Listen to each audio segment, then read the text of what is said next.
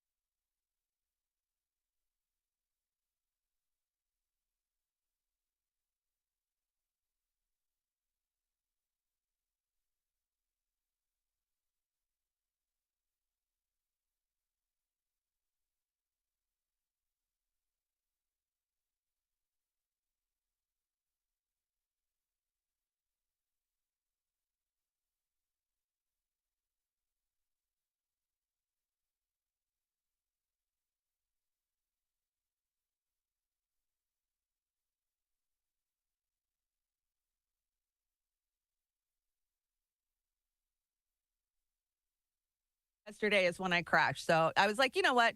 I'm muted. Fuck me.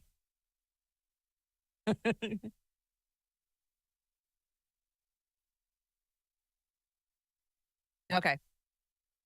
It's Popeye's saying muted, muted, muted. Hi guys. What a shit show. What a shit show I've had for the last 2 days. So Oz is engineering for me this morning so I don't crash. But Oz is engineering mainly because a friend of mine called me late last night who was on a plane heading out, and he's going to stop by the show. And of course, that is Craig Pasta Jardula. So we're going to recap some of the stuff that got left out yesterday that was so important. Fighting for Assange, we have to talk about that. If you're an Assange activist, now's the fucking time to get out there. And more importantly, the ICJ. Right when I got to the ICJ article yesterday from Chris Hedges, which is so important to understand how this is going to go down and how a ruling will happen, my show got cut, right? Yeah, what a shit show. Exactly, Peace Stuff.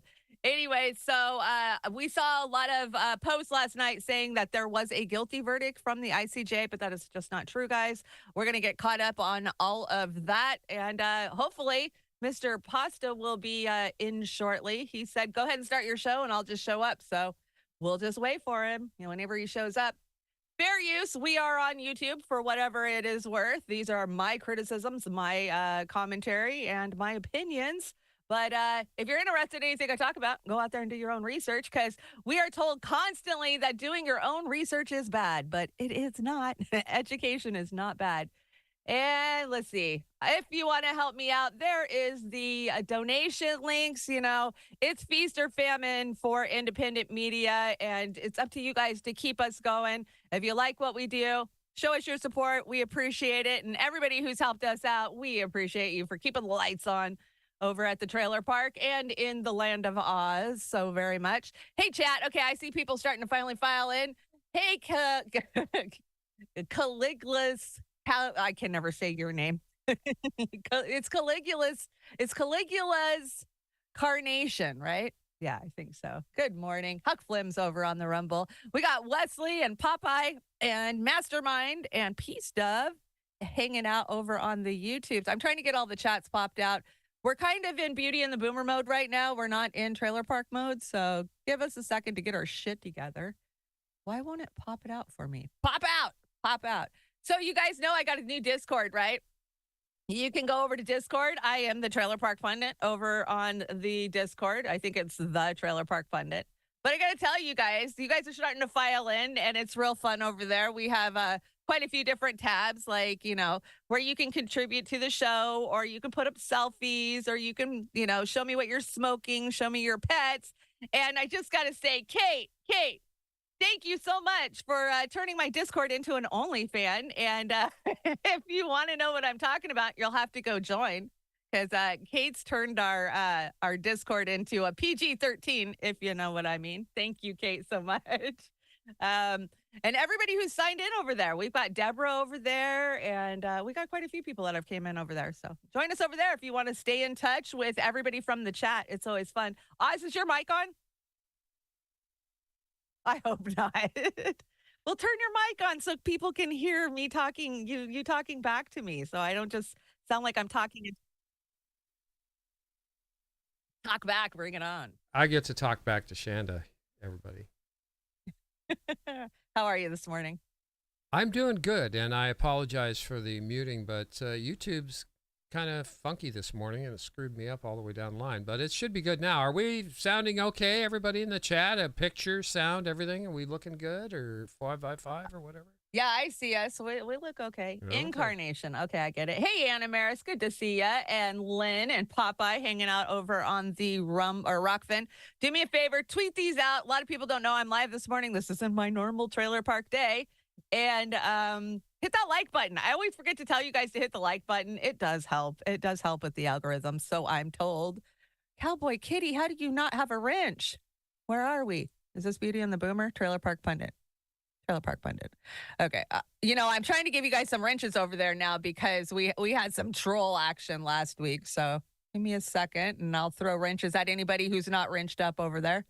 The MPM needs one. Hello. There you are. A wrench for you. Okay, so we're waiting for Pasta to come in. I'm just going to get this show started, and let's start off. We're going to talk about Gaza. We didn't really get to talk about Gaza yesterday because my show crapped out. And so we haven't seen a lot of video of, they're not letting the journalists in, right? You're not allowed to fly drones over Gaza. Why? Because they don't want you to see the extent of the fucking carnage and damage. But I brought you guys a few videos of it. So this is why the IDF is killing any journalist who flies a drone over Gaza. They don't want the world to witness the sheer scale of genocide. So you can go ahead and play it, Oz. شوارع مبادة في حي الشجاعية حجم الدمار هائل.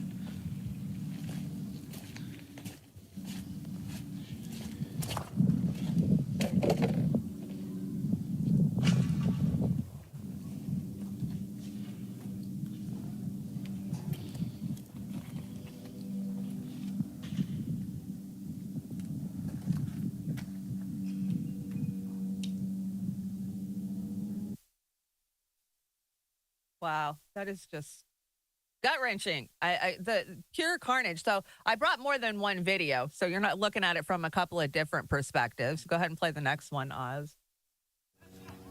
هذا هو شارع صلاح شهادة بما يسمى شارع السوق في مشروع بيت لاهية. كل شيء هنا مدمر كما تشاهدون.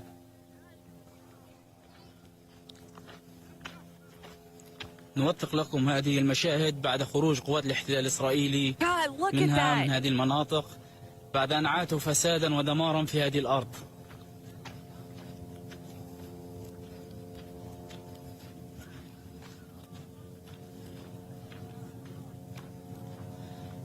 المنطقة أشبه بالصحراء بعدما كانت معمرة بالبيوت والناس هنا.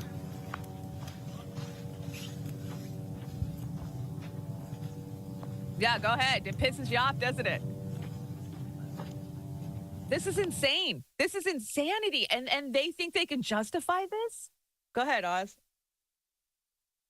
You know, we had Anthony Blinken out there for the last week or two, and other diplomats from the United States talking about, yeah, we want to make sure the Palestinians have the right to return home. I want to throw this out there. Return home to what? They have mowed the lawn with the weed puller. They've torn all the infrastructure out. I mean, it's going to be uninhabitable with the sewage, the toxicity, everything else. Yep. They couldn't return home without getting deathly ill if they wanted to. You talk about viruses and plagues and shit. It's my assumption that that's what's going to happen there. So when you hear the State Department, that shithead Anthony Blinken running his pie hole about, well, we want Palestinians to be able to come back home. They're not coming back home to anything. It's a disaster. And that's my 2 cents. And Blinken can stuff it up his ass. Yeah, we're not buying the bullshit. I do have a Blinken clip because he's over at Davos now after he did his 10-country tour last week. But I think this last video here really encapsulates what it's about, Oz. You know, it's about the land grab. Look at that waterfront property. Some millionaire is going to build a fucking, 10,000 square foot house there on the beach. They are. They're going to bulldoze it all down, and they're going to build luxury condos there. That's all. Well, this morning they bombed, maybe it was yesterday, but this morning we're hearing about it. They bombed the Palestinian University. Yeah, I saw that. It was horrific. And then they sit there in the face of the world and tell us that they're not targeting civilians, they're not targeting infrastructure, they're just targeting Hamas. And I was thinking about this the other day. Can you imagine if somebody said, and I don't care who the bad guy is, you can fictitiously put whatever bad guy in there, some other country looked at America and said, well, you know what? You guys are MAGA. You guys voted for MAGA because that's what they say about Hamas, right? The people of Palestine voted for Hamas. So that's what's justifying them killing Palestinian innocent civilians. Can you imagine if somebody came to America and decided to wipe the whole entire country out because, hey, you guys voted for MAGA? Well, we didn't vote for Biden, and he's doing a goddamn good job. Yeah, he is. Exactly. His administration is causing more death and destruction and devastation around the goddamn planet than I believe any in administration in history. So, right. Yeah, it's not our fault that Biden's in there, but we have to be responsible for what the United States does. So speaking out and everything else, and just I'm going to kick this in here to get everybody's mind. We need to get on and support Julian Assange, and Shanda's going to go into that in a big way today. So listen up, everybody. Yeah, I do. I have all the numbers that we need to call.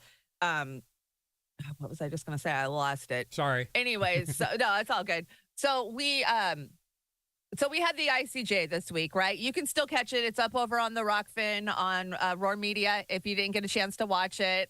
Very powerful presentation from the South African delegates, these attorneys. They were well represented. There was a lot of diversity, and they brought the truth, and they laid it out there right in the whole entire world's face to see. Of course, Western media refused to fucking cover it, right? Just like they refused to cover Iowa on Monday night and Trump. Anything they don't like, they just pretend it doesn't exist or they ignore it. And so there's a lot of misinformation about how this is going to go down, how this went down, because, of course, it's over now and we're waiting on a ruling. But it's not going to be a ruling like a court case where a judge is going to come out tomorrow and say, we found him guilty. They have to stop the genocide. That's not how this is going to go down. And Chris Hedges did an amazing breakdown. You can go over and find it on his Substack, Chris Hedges, The Case for Genocide. And I found this the most comprehensive kind of breakdown of what we can expect. So I'm just going to read some of the highlights from it. It says the extensive 84-page brief submitted by South Africa to the ICJ charging Israel with genocide is hard to refute. Israel's campaign of indiscriminately killing, wholesale destruction of infrastructure, including houses, hospitals, water treatment plants, along with its use of starvation as a weapon, accompanied by genocidal rhetoric from its political and military leaders who speak of destroying Gaza daily and ethnically cleansing 2.3 million Palestinians, makes a strong case against Israel for genocide. Israel's smearing of South Africa as a legal arm of Hamas exemplifies the bankruptcy of its defense and smears those who claim to demonstrate called for a ceasefire. So those, they just smear anybody. But that doesn't mean that the judge on the court will rule in South Africa's favor. They brought a really good case. They really did. But that doesn't mean, I mean, there's a lot of American pressure. There's a lot of Western influence that goes into this court, right? We kind of weaponize this court. We've always used it when we want to, and we ignore it when we want to. And so a ruling of genocide is a stain that Israel, which weaponized the Holocaust to justify its brutalization of the Palestinians, will find hard to remove. It would undercut Israel's insistence that Jews are eternal victims. It would shatter the justification for Israel's indiscriminate killing of the unarmed Palestinians and the largest open-air prison of Gaza, along with the occupied West Bank and East Jerusalem. So he breaks down how many have been killed. We know that. He says a ruling of the court could be years away. Yeah. But South Africa is asking for provisional measures that would demand Israel cease its military assault. In essence, a permanent ceasefire. This decision could come within 2 to 3 weeks. Yep. And the decision's not based on a final ruling by the court. So this would just be kind of a temporary order, from what I understand. If they do come out and rule in the next 2 or 3 weeks, it'll be kind of a temporary thing till a final ruling would come down from the courts, which is years away. So I wanted to make that clear to people, because I see somebody took the video of the opening statements and which lays out the charges, and they're saying that it was a ruling, but it's not a ruling yet. We haven't had a ruling yet. So, and even then, if we do get a ruling, what are the odds that Western allies are going to, say, okay, yeah, we're going to abide by this, right? I just don't see that happening. So it could take years. It could take years. So he kind of finishes it up and says the Biden administration is playing a very critical or cynical game. It insists it's not trying to halt what, by its own admission, is Israel's indiscriminate bombing of Palestinians, while bypassing Congress to speed up the supplies of weapons, which we saw, right? We saw that right around Christmas time. They just sidestepped Congress all fucking together. Like, oh, we don't need to ask you guys. We can just give whoever we want these weapons. And it insists it wants the fighting in Gaza to end while it vetoes ceasefire resolutions at the UN. Yeah, right? You can't even talk ceasefire and have them even recognize it, right? But yet we see the talking heads like Sullivan and Kirby and Blinken out there saying, oh, but we want to protect the citizens. That's our main goal, right? Mm-hmm. It's just absolutely, it's gross. So, yeah, that's where we're at. Chris Hedges has done a good job with that. Just like with any of these people, I still respect Chris Hedges, and especially on a topic like this, just because I didn't agree with him on COVID. And there's a lot of people who got COVID wrong, that I'm not going to just throw the bathwater out with the baby, right? Because Chris has done so many years of dedicated work to fighting for the freedom of Palestinians. No, I absolutely in agreement there. And what went out yesterday, I believe, I don't know who sourced that Twitter deal out there yesterday where they said they came to a verdict. I mean, that was... I saw it. I almost fell for it, but then I did some investigating. It was impossible, and I appreciate Shanda reaching out and calling bullshit on it to me, and which I had already done because we share a brain. But just be careful, because some of the higher... participated channels, the bigger channels, kind of, I'm not going to say they fell for it, but they just telegraphed it out there, and it was incorrect. It was parsed like they found a verdict, and you got to be damn careful, and that's why vetting is so important. And if you get a little lazy once in a while and say, oh my gosh, trusted sources are only trusted after you vet them. That's how we roll. And we do our best, and there will be times when we make a mistake, and I'm sure our friends out there that did put that out there, came back and mea culpa'd on it and apologized, but nobody's perfect, guys. Remember that. Everybody has a moment where they make a mistake. Oh, yeah. So we all for that. We all fall for the Twitter dopamine hit, right? Yeah. But here's my thing: I couldn't verify it anywhere else with any other source. It was just that one Twitter account that was saying it, and I was like, if there's nobody else reporting this, then I'm going to wait till I see multiple posts. So Exactly. I normally wait till I see multiple sources. The first thing that Shanda and I do is we go and try and find another source out there, even if it's Western media. Yep. Even if it's Western media, but we do try and verify things before we share or we open our pie hole up on it. So again, we know our chats here are pretty sharp chats, and they do the same thing. We're preaching to the choir, Shanda. But anyway, when's your McDonald's order coming? Oh my gosh, McDonald's gross. Yeah, I'm going to get me a double Big Mac. You see they're selling double Big Macs for $30 now? Vomit. Vomit. It's straight poison. It is straight poison. I mean, if the French fries having to be off gas for 6 weeks doesn't gross you out, the human DNA found in the pink slime that makes their burgers should finish you off. But so McDonald's is very upset. It says, we are dismayed by the disinformation and inaccurate reporting regarding our position in response to the conflict in the Middle East. McDonald's Corporation is not funding or supporting any government involvement in this conflict. Our hearts are with all of the communities and families impacted by this crisis. We abhor violence and kind of firmly stand against hate speech. And we will always proudly open our doors to anyone. We are doing everything we can to ensure the safety of our people in the region, and will support the communities where we operate. What a chicken shit statement. Of course, they're full of shit because McDonald's has been offering free meals to the IDF with Gaza residents lacking access to food and water.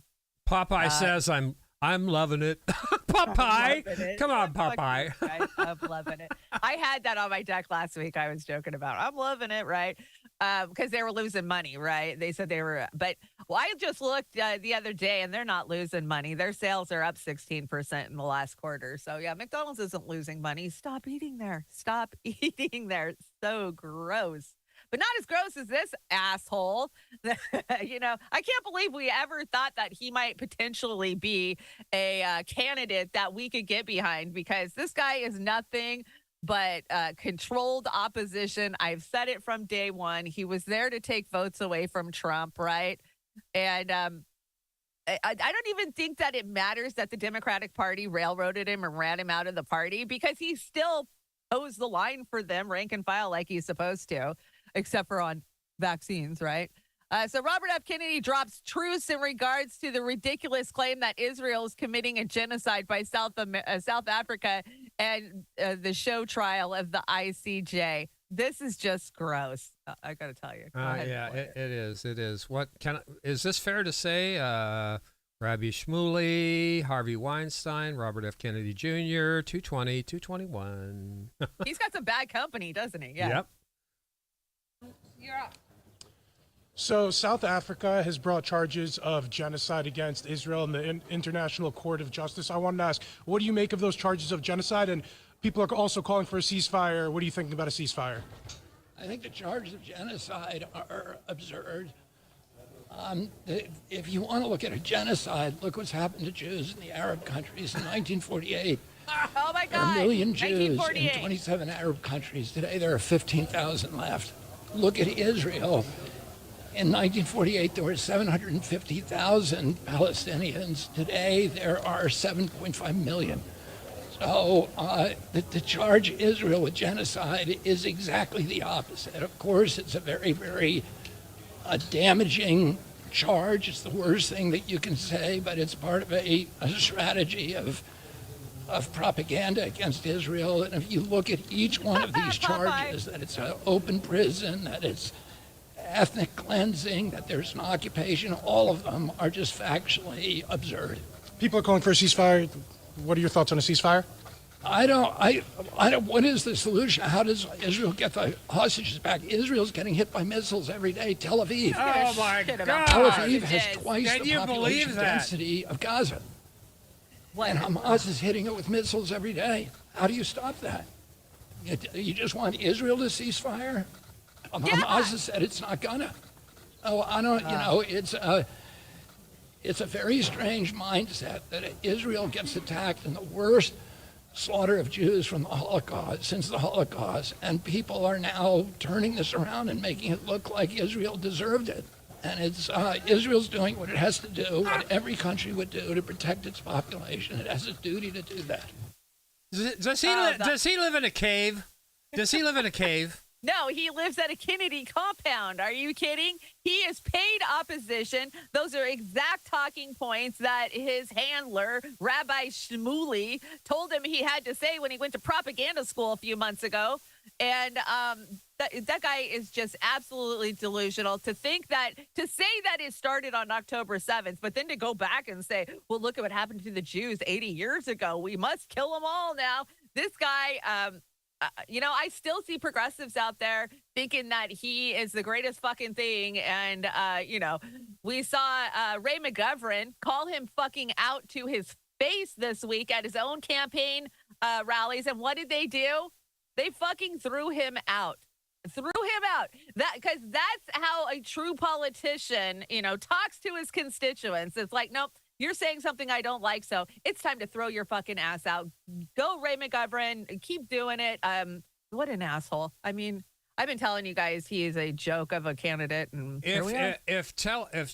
if Israel's getting shelled, what did he say? What are they supposed to do? Yeah, they're getting shelled. Show us the proof, asshole. Yeah. What are they throwing rocks with firecrackers on them? Fast switch over to Gaza. It's obliterated. Obliterated. So, but you know what the mainstream media does, Oz? They go and they follow a Israeli family who's been displaced because they're scared, and they go stay at a fancy fucking hotel and get goddamn room service. And then the Western mainstream media wants you to feel bad for those families because look at what they're going through.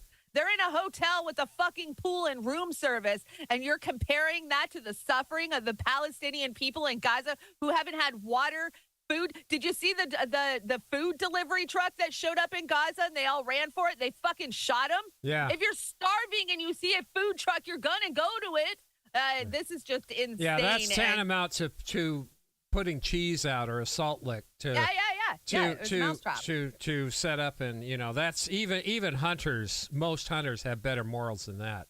Yeah, exactly. Who's this guy? Do we know this guy in the background? He looks familiar. We do. I can't remember his name. He's a professor. Oh gosh, you guys tell me in the chat. You guys know who this is. He always does amazing rants. I only brought you a few minutes of this one, but it's great. Here we go. Court of Justice began hearings against Israel for the genocide in Gaza. And this case, brought by South Africa, is backed by the 57 countries of the OIC and the 22 countries of the Arab League, and in fact, the entirety of the Global South. Many people wondered how this case would go, whether or not the ICJ would rule against Israel or not. Rule that, yes, in fact, genocide is being actively committed against the people of Gaza. It's understood that the ICJ is a political institution, and its rulings are heavily political and subject to political pressure. So people have wondered, and reasonably so, what are the chances that they will actually rule against Israel, while Israel has always been fully backed by the Western powers, and the ICJ has become regarded as a tool of the Western powers, particularly of the United States. Well, you didn't have to wait for very long to see which way the court was likely to go. First of all, the evidence that's being presented by South Africa is absolutely irrefutable and damning. Their case is supremely well evidenced and meticulously detailed, and literally cites the genocidal words of Israeli officials themselves, including Netanyahu himself, and directly connects those words with the actions of the Israeli military in Gaza. So it's absolutely a devastating case. And it's impossible, frankly, to argue against it. Certainly it's impossible to argue against it with any degree of seriousness or with any comparable standard of evidence and reason as is being presented by the prosecution. Just from the first day of testimony, Israel and the United States were completely and immaculately defeated. And if you had any doubt that they realized this, that Israel and the United States realized this, then there's nothing that could have proved it more than what the U.S. did later that day, that evening, in fact, that same evening. They attacked Yemen, They attacked Yemen because they knew that they're going to lose in the International Court of Justice. This is a very desperate, very pathetic form of doubling down. Imagine their response to the irrefutable proof of genocide in Gaza is to escalate and to expand the violence, to defend the genocide. They cannot defend the genocide in court, so they decided to compound the brutality by spreading it. They defend carnage by means of carnage. That's the American way. They've lost the support of the world because they lost the awe of the world. They lost the respect of the world. They've lost the respect. Exactly. Yeah, they've lost the respect from so many citizens of the United States. And that professor's exactly right. And you and I were screaming at the top of our lungs about that the other day. It's irrefutable proof of genocide, period. Sorry, I get passionate on I know you get passionate, and I'm glad you're here today. So, yeah, a lot of people are comparing what's going on in Gaza to Dresden. And I remember Dresden, but I didn't really remember Dresden. So go Google Dresden, guys, especially if you've heard that analogy. I was shocked that even Google doesn't hide the fucking truth of what the Allies and America did in Dresden. Holy fuck. Yeah, like we've been genocidal for a long, long fucking time, apparently. And, our history covers it up. Our Western media covers it up. And yeah, we know that the attack on Yemen was purely a look over here strategy, right? Yep. There you go. God bless Yemen. I was listening to Moats yesterday. You guys know I fucking love Moats. Moats is like my favorite thing to listen to. And Joey's question of the day was, who do you think should get the Nobel Peace Prize? Should it be the South African delegation, or should it be the soldiers of Yemen who are out there putting their lives on the line and trying to stop the killing of Palestinian people? Because they seem to be the only ones stepping up and throwing their bodies down in the line of fire. I say give them the Nobel Peace Prize and South Africa and everybody supporting South Africa, and take it away from that dreadful, dreadful president we had named Barack Obama. Right. And that should never have been given to him. He is a monster just like the rest. I stand by my words, and he can go to hell.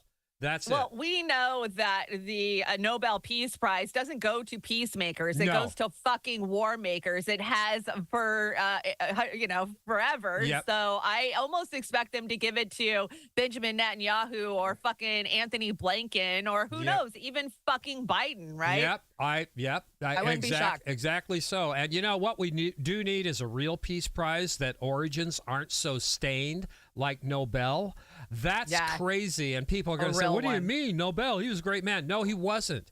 He wasn't. He did the Nobel Peace Prize to cover up his dirty laundry. Yes. That's exactly what he did. Yeah. And just do your research. PR. He needed the PR because he was so shitty. So anyway, sorry, I got to shut up. No, and let you do agree. your show. I agree. We need a new peace prize for sure because ours is a fucking joke. So in Europe, Biden makes his pitch to be democracy's general. Oh my God, that's so gross. That's gross. Yeah. Gross as hell. Democracy. He has ruined the word democracy. Joe Biden and the Biden administration has utterly destroyed it. So apparently he said the stakes are eternal. Biden boomed at the Warsaw 1 year anniversary of the Russian invasion of the Ukraine as Ukraine nears. I think that must have been older because it's been a year, right? But did you see that Russia's economy just took the 5th spot for the 5th in the world? Oh, hell yes. I mean, but remember, sanctions is killing Russia. Oh, yeah, we're going to win the Ukraine war in 6 goddamn months because Russia is starving. Well, hold on, Shanda. Let me get Rachel Maddow in here to clue us in on what's really happening. One of the biggest propagandist liars with blood on her hands for her part in all of this shit. She is the worst, and she is nothing but a propagandist, nowhere near a journalist. I've got to shut up. Tell me to shut up. I'm glad you're here. You brought this, so why don't you set it up? All right, this is PBD, and I have not watched it. I just subbed to it, but Case Study QB clipped this thing perfectly, and watch this guy take down this asshole. It's beautiful. I said the Middle East. You're talking about Gaza. I'm naming all these countries that are thriving. Qatar, Bahrain, UAE, Israel, Silicon Valley of the Middle East. What can be done with the countries that are quote unquote shitholes? Okay, give me a country like a shithole. Give me an example. I'm looking at the unemployment rates in all these countries. Give me one country. Afghanistan, Okay. Syria, Afghanistan. Lebanon. Why Afghanistan became a shithole country? Because they endorsed the Taliban. They did. They did. Yes. Isn't that a little bit of a reductive way to tell history? Because at the beginning, there was no Taliban, and then the Soviet Union came in, and then America came in, supported the Taliban, make them bigger than they were, and then at the end of the day, they support. If you remember Rambo 3 was supporting the Taliban, so Taliban was really cool, and even they were even hailed by right-wing Christians as freedom fighters, anti-communists. And then what happened? America, some people like the Richard Wilson wall wanted him to come in to put some schools. That no. We spend all of this money of tanks on weapons. We don't need to put them schools. What happened?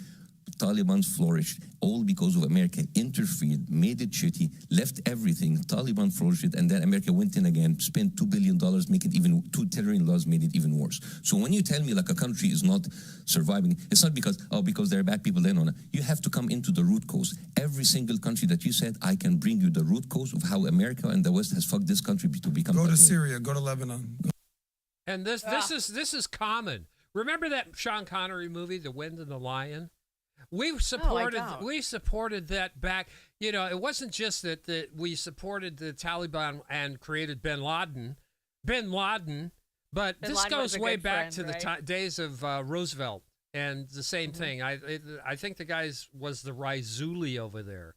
So we have stunk up and destroyed through our participation in these other countries' business all around the planet forever. And I will stick by that statement too. So, is this the next one? I've been bringing Patrick Bet David clips for years, and I do think that he's a mammy. I think that he is a mainstream alternative media. But, when you have a good conversation, you have a good conversation. So I ain't going to bag on that. This happened 2 days ago. So Senator Bernie Sanders was out there saying how he was going to hold, the Senate accountable, and he wanted, he said, 72 senators voted against a measure in a 100-member chamber, defeating efforts to force the State Department to report on the IDF's conduct in the war against Hamas and in Gaza following October 7th. So Bernie wanted a kind of what do you call it? He wanted to hold them accountable for the weapons. Where are the weapons going? How are they being used? How much are being sent over there, right? And he says, I hope it's not constitutional to ask how U.S. weapons are being used. And they didn't even let this shit go to a fucking vote, man. They just shut Bernie down. They crushed him like a fucking bug on this one. What was it? 77 to 11 or something? Was that? Yeah, some shit like that, right? And it was weak as shit. I could have wrote a better resolution than Bernie Sanders on that. It was a strongly worded resolution, everybody. That's Bernie Sanders, strongly worded. This guy is probably one of the worst backstabbing politicians in the left's history. Well, he's doing the hard work, though. He is testifying before Congress this morning about long COVID and how it's destroying people. So, Bernie's doing the hard work for the people out there. Oh, yeah, sure he is, because he needs to remain relevant in D.C., and he wants that relevancy until he hits the grave. That's it. The guy's a con man, period. Yep, he's a cuck. He's a total cuck, right? And we all fell for it and gave him fucking millions to give to the DNC. We kept the DNC alive. We single-handedly, as Bernie supporters, kept the fucking DNC alive because they had no money and they had no supporters coming into 2016.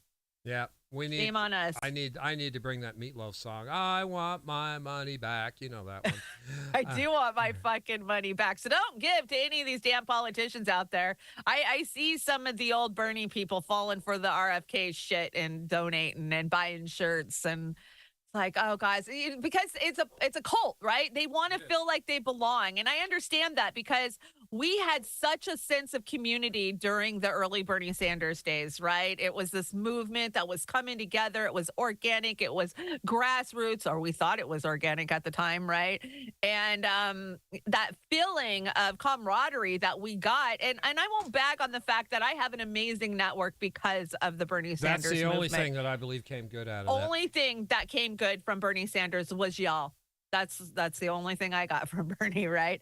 So you brought this and I brought this. This is an amazing TikTok rant. I don't know. Power Director is what it says, but I don't know if that's her username. No, I love her. She spells it out. She's very, very articulate about it. She leaves out that we're paying for it. As it, an American, I am so sick and fucking tired of the lies that Western media, Republican and Democrat, that y'all are both putting out lies about what is going on in Gaza. So I went to watch the news last night, and there was a story about an Israeli family.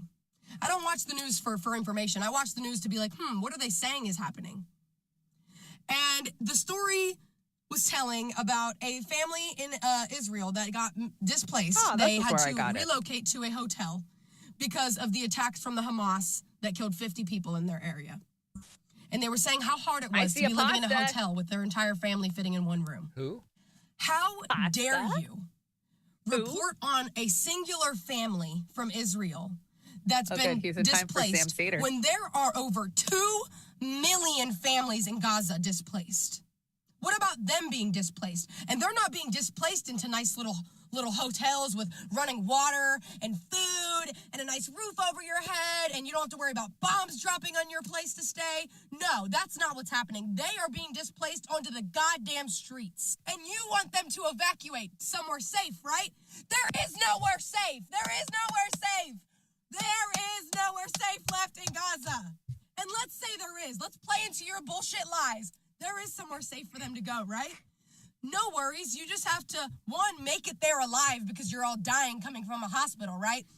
And then 2, you have to walk through all of the rubble of what is left of Gaza to get there. You have to walk on the bodies of your people, your dead men, women, and children as you're dying yourself and try to make it to this safe place, right? And then don't forget the fact that Israeli forces will be waiting to arrest you when you get there. Yep. Fuck that. So genuinely, sincerely, from everybody who sees through your bullshit, fuck you. For reporting on a singular family in Israel that had to go to a hotel. Yep. The children of Gaza are in the fucking streets. Some of them buried under buildings. Fuck you. Fuck you. Genuinely. Do you know how much food is left in Gaza? How's the water in the hotel? How's the food? Because Gaza has almost none left. You guys are fucking disgusting. I would say Amen. So. Welcome to my guest, Craig Pasta-Jardula. Stranger, what's up? How's it going? I just had to do it. I heard that song at the airport yesterday. It's been a while. And I'm like, I'm calling Shanda. I love that song. Stain. Yeah, it's been a while. You know, I was dating. Is there a high def button though? I don't feel like I'm high def out. You got to go into the little, I don't know. Oz? I thought we were in my studio. Gorgeous. I don't know how to make it better. He's gorgeous. Gorgeous. He's gorgeous. You're going out beautifully. That light in your background, though, gives you a blur. Yeah, you know, you got a window behind you. In the background, Yeah, close that curtain behind you. Or the door. It's a door, right? Okay. It's whatever light source Don't look at Pasta's ass, everybody. Ah, there you go. Okay, there you go. Thank you. Thank you. Pasta's looking good. Dropping weight. I'm jealous. Yeah, I know. Dropping a ton. I don't know where it's going. You look sharp. So how's it been, stranger? I haven't talked to you in frickin' forever. I didn't even get a chance to shout you out over the holidays. How's it been? Well, first off, I want to apologize for being late because I know I'd said I jumped around here about 20 minutes ago. And, I know better. I was taking that nap after getting in from California in the red eye. Yeah. And, man, it was hard to get up. But it was like, I got to get up. It's Shanda. I want to do a show with Shanda. I haven't done it in so long. To hell and back. Let's go. I know we need to do a hell and back. Tardy. No, you're fine. I expect it. Yeah, I know. You know, I expect you not to show at all. I put down pasta to go underneath me. I don't know if it's showing up because Oz probably has his own names for us and nameplates. But anyways, I mean, just getting ready to get started with the show of mine. I've been, in pre-production, have a little small crew. We put a little tester out there. And then Kim said, hey, man, could you do a show for me a couple nights? So I did Kim's show for a couple nights. So it's just like doing all these things, coming off the Jimmy Dore show for 4.5 months and the holidays, and now kind of picking up where I left off and just getting ready to do my thing, man. I'm really excited about it. Next week, we'll be launching. I don't know if we're going to launch on Tuesday officially or Thursday, but we're going to do it at Tuesdays and Thursdays at 6 p.m. Eastern, 3 p.m. Pacific.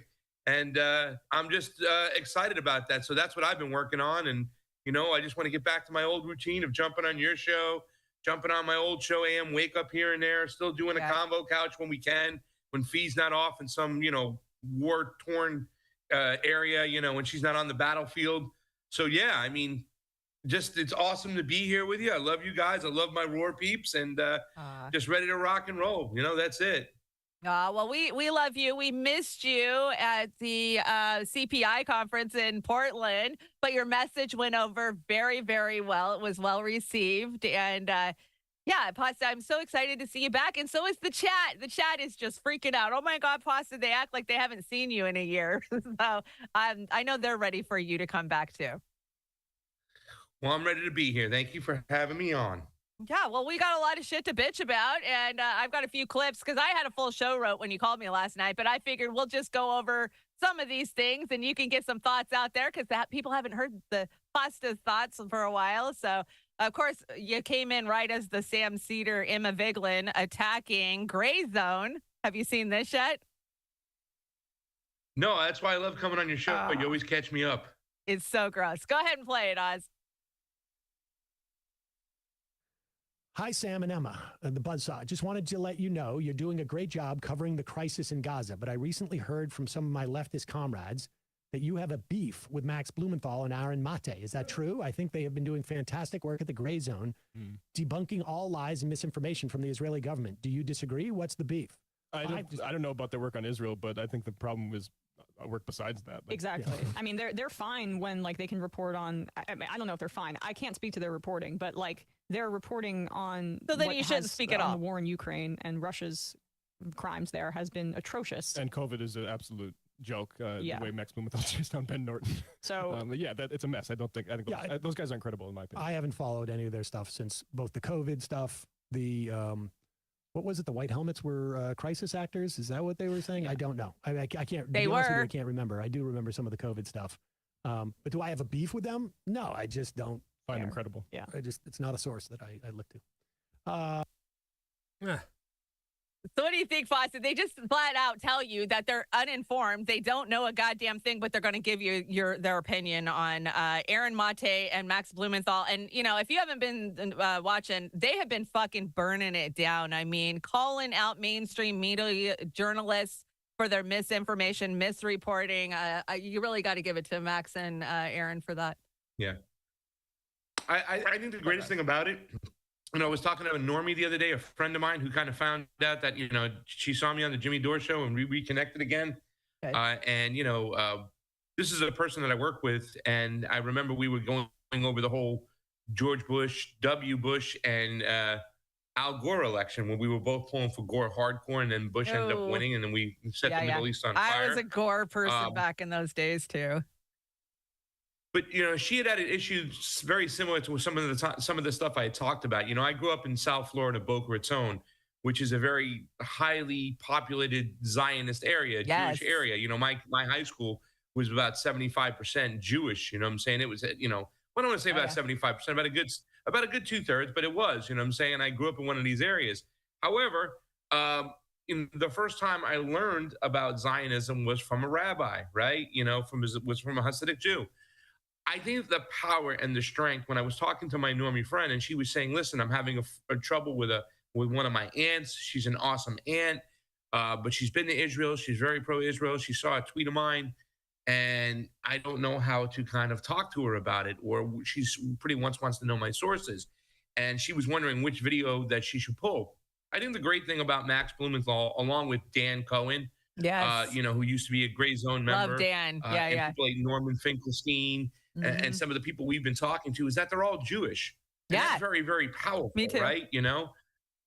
So, I mean, I'm glad at the very least that Sam Cedar acknowledged, and same with Emma and whoever that, I forgot that production guy's name. Sorry, please apologize. The dude who was speaking off camera, but, he's been with them for quite some time. Yeah, I don't remember. Is at least they acknowledge the work they have been doing. But it was kind of like, a smack across the face to go back and actually state what they're horrific about. They should just say, we don't agree with them with some things, but this right now is important. This is what we need to concentrate on.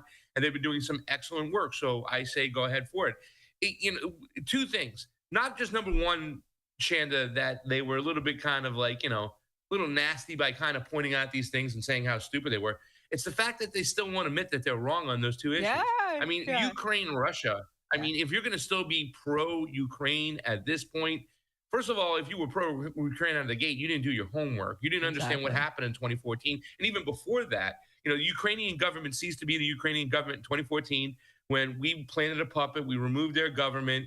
And one thing after the other, the Azov battalion, funding them with NATO weapons, the whole 9 yards. Nazis. The fact that you can still say, oh, my God, Russia, Russia, Russia, when it was on their doorstep, knowing, and I think justifiably it would have been if there were Americans on the border living in Mexico getting slaughtered and we were there, we would probably justifiably go into Mexico and say, you're not going to slaughter these Americans that are on the border. The same thing that was happening in Ukraine when it came to the Donbass. So the fact that they're still there, and the big thing on COVID, right? And this is something we have to talk about. After this show today, I'm going to go on Matt Weinglass's show.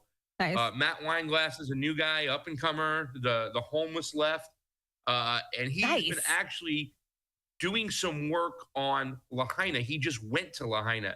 So he's keeping that information and carrying that torch.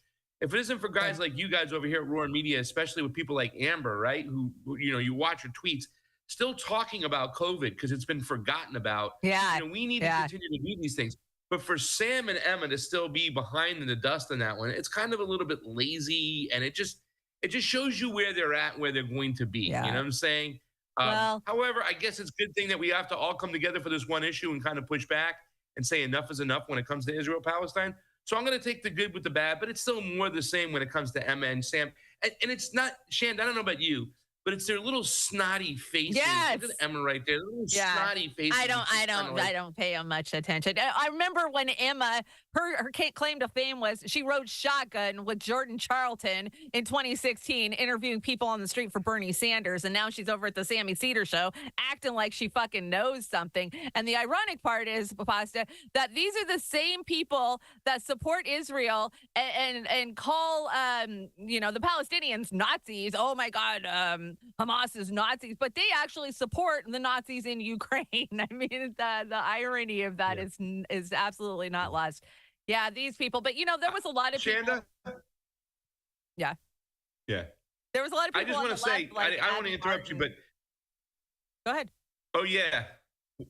Well, at least you didn't call her by her COVID name, which we won't do. We won't throw cast stones over here, right? Your COVID name. We put a J before that Abby. Oh, my God. Well, see, like Sam Cedar even and Chris Emma Hedges. Bigwin? Yeah.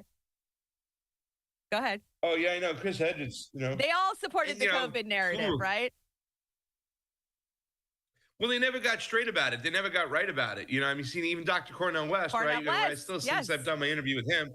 Yeah. He has had somebody come on. One of his campaign managers was one of those leftists who refused to go buy into the jab and whatnot.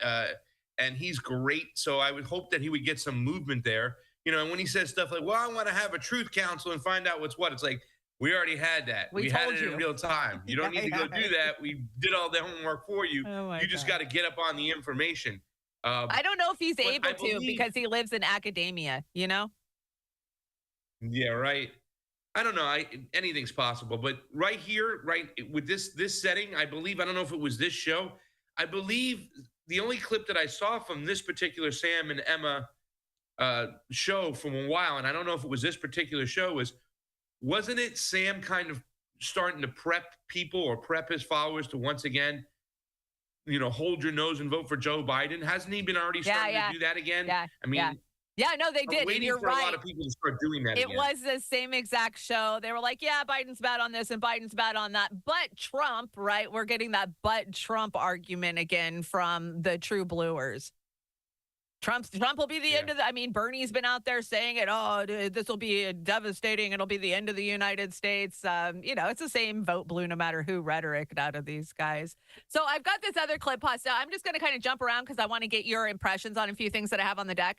This is a story that nobody really talks about, and that is the fact that Israel has made it illegal to obtain a DNA test. Nobody in Israel can have a DNA test. This was a law. I covered it. We covered the actual law itself that was passed quite a few years ago in the early 2000s. And here's just a little clip, a breakdown of it. So it says John Hopkins generic study shows 97.5% of, what does that say? Hebrew, I can't read it. Oh, there it is. Hebrew DNA. DX.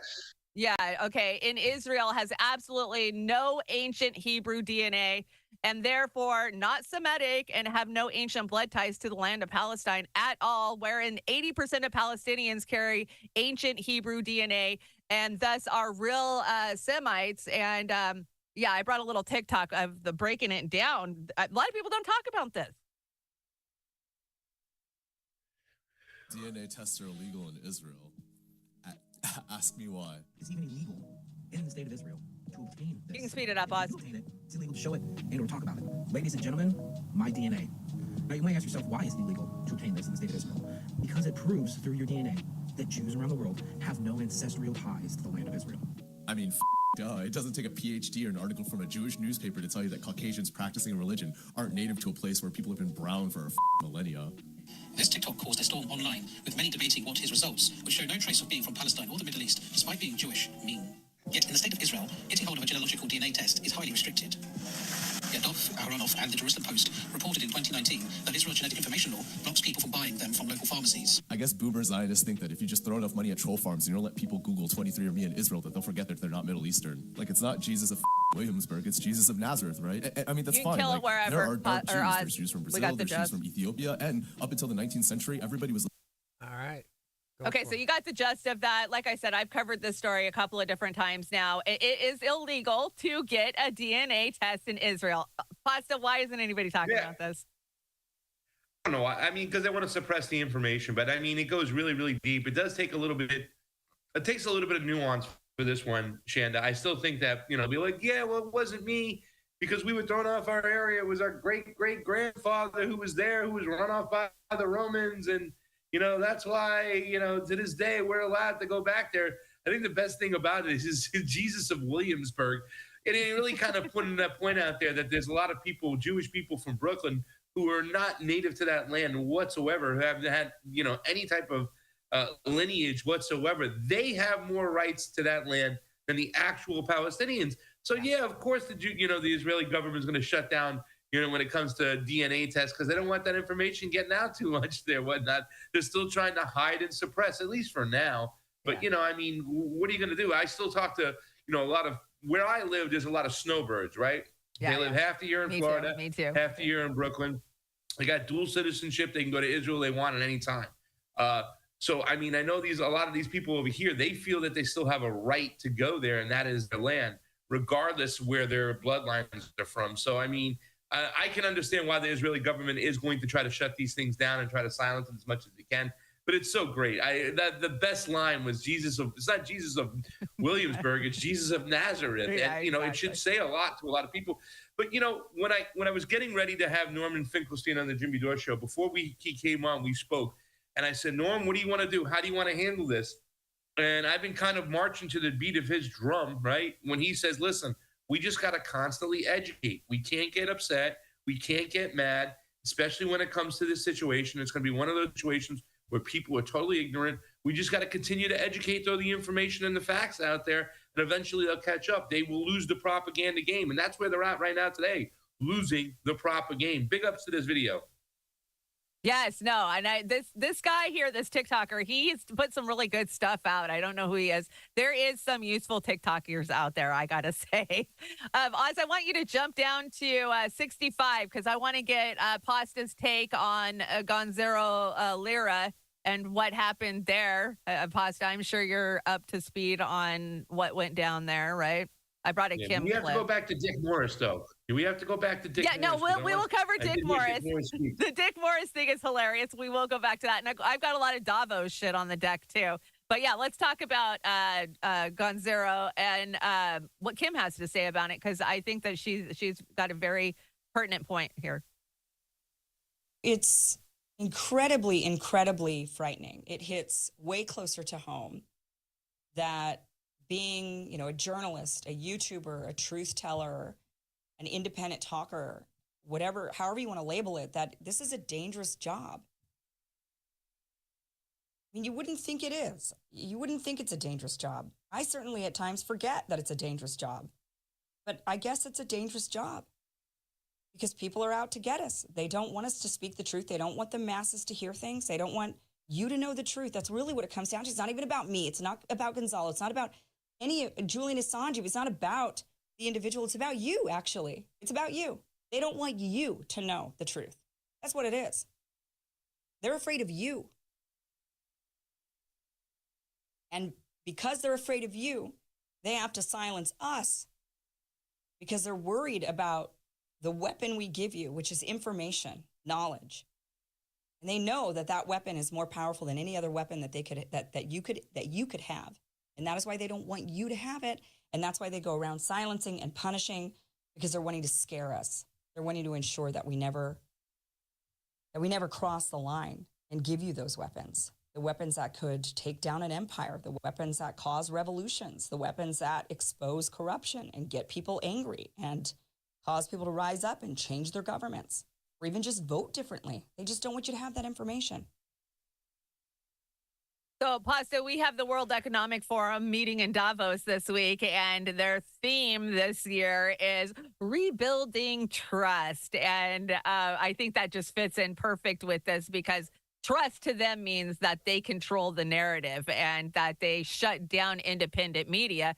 Now, I want your thoughts on Gonzalo and what he did in Ukraine. There's a lot of people. I mean, Scott Ritters, has said what he said over the last year about Lira and how he, went about it wrong in Ukraine. But to me, he was an American citizen, and nobody gave a fucking shit that Ukraine, our closest ally, fucking tortured and killed him.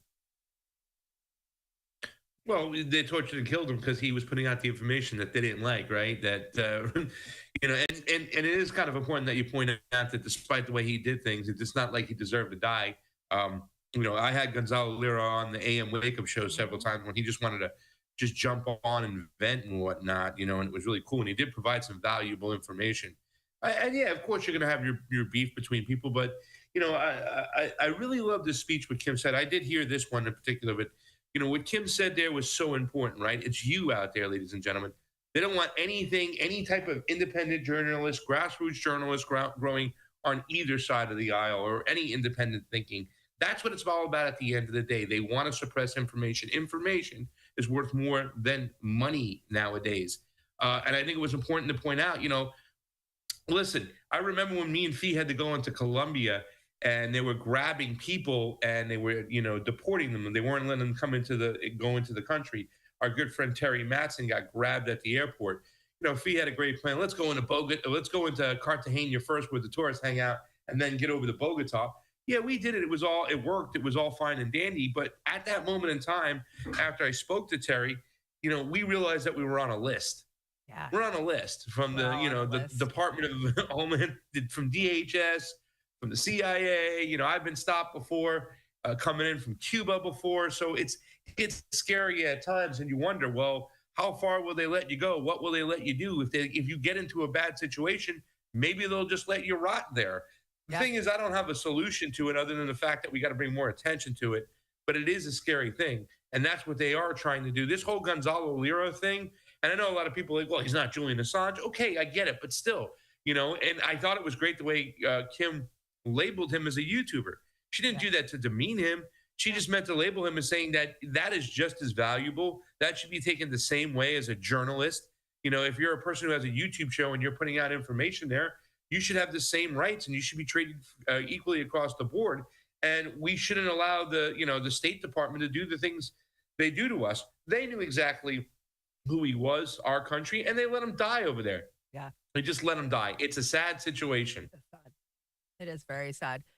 Yeah, and I commend anybody who's out there doing this. And yeah, you have those moments of fear of, is my door going to get kicked in? Am I going to get swatted by, am I going to end up in some black site where nobody fucking hears from me again for months? Yeah. I mean, when you're out here telling actual truths against this tyrannical government, you never fucking know what's coming a year down the road. Are we going to be an authoritarian, are we sliding back to World War II where they're rounding people up and putting us on red lists? You never know. So you're really putting yourself out there. And I commend Kim for recognizing that and telling people, because ultimately it comes down to you guys. They're scared of you. They're scared of you getting the real information and not buying their bullshit narratives anymore that help propel, their agendas down the road. And we know their agendas, right? We're seeing their agenda roll out at Davos. Do you want to cover Davos first, or do you want to do Dick Morris first?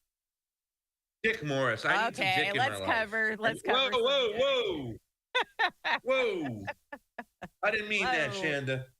So this is hilarious. We saw this break yesterday. So Dick Morris is over at Newsmax doing an interview, and somebody walks through the background, and the internet caught on fire saying it was a guy. He was outed. He was having, whatever you want to put in there, right?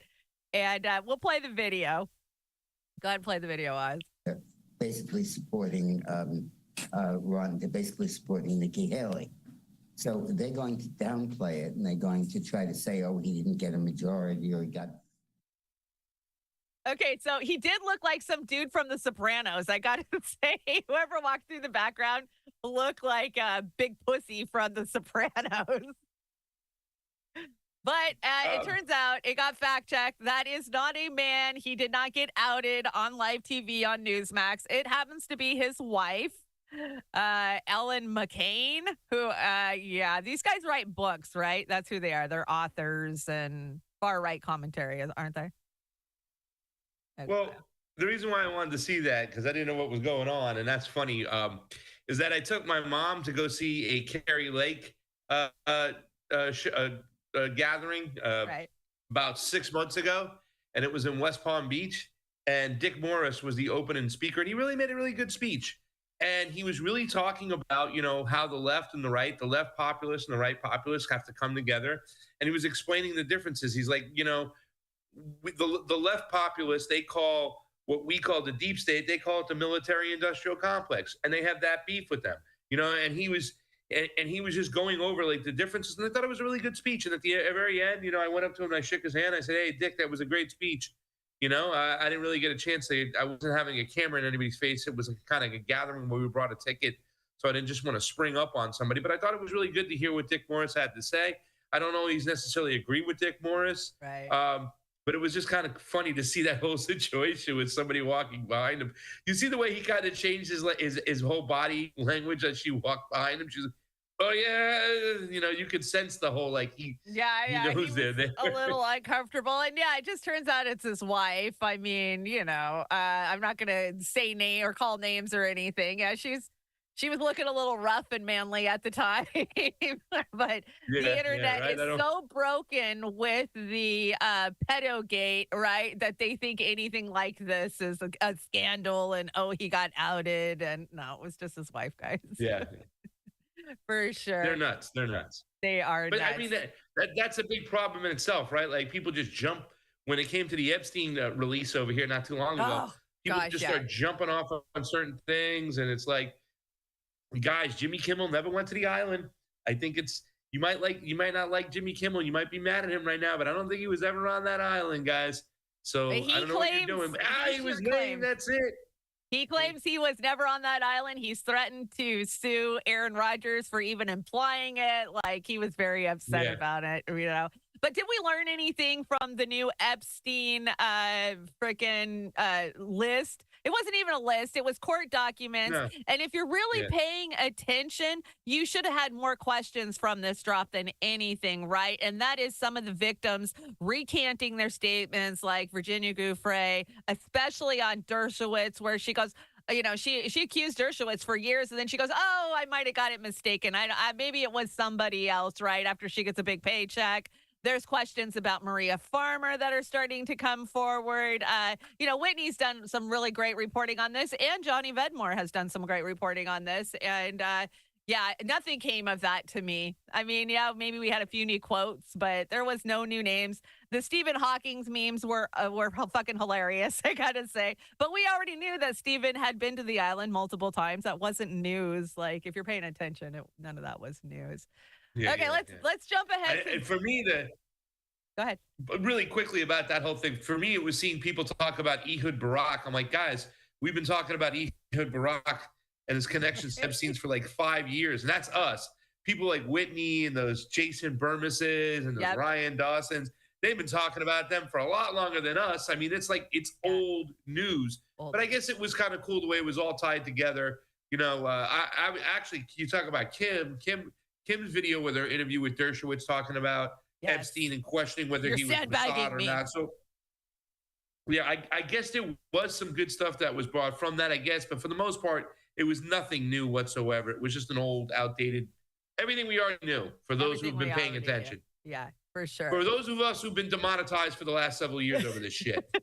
Definitely right over here. We've been demonetized, man. So if you want to help us out, of course, all the donation links are in the chat. And you can head over to Pasta to Go to find his donation links. I was a little discombobulated this morning. Sorry, I didn't get any of your stuff in there, hun. But let's go talk about Davos. Don't worry about it. Don't worry about it. Let's talk about Davos. Let's jump down to 21. I think 21's a good start. We'll bring the Klaus shit to Beauty and the Boomer because I think everybody's kind of heard Klaus's opening statements about how they have got to control the independent media and take back the narrative. And that's when they say they're rebuilding trust. No, it's not about rebuilding your trust in them. It's about rebuilding the bubble of trust that they consider mainstream media to shove it down your throat or to co-op the mainstream alternative media, the mammies, right? And I'm not going to talk shit on some of the independents, but I got questions out there. I got questions. Let's start with 21. Here we go. Go ahead and play it.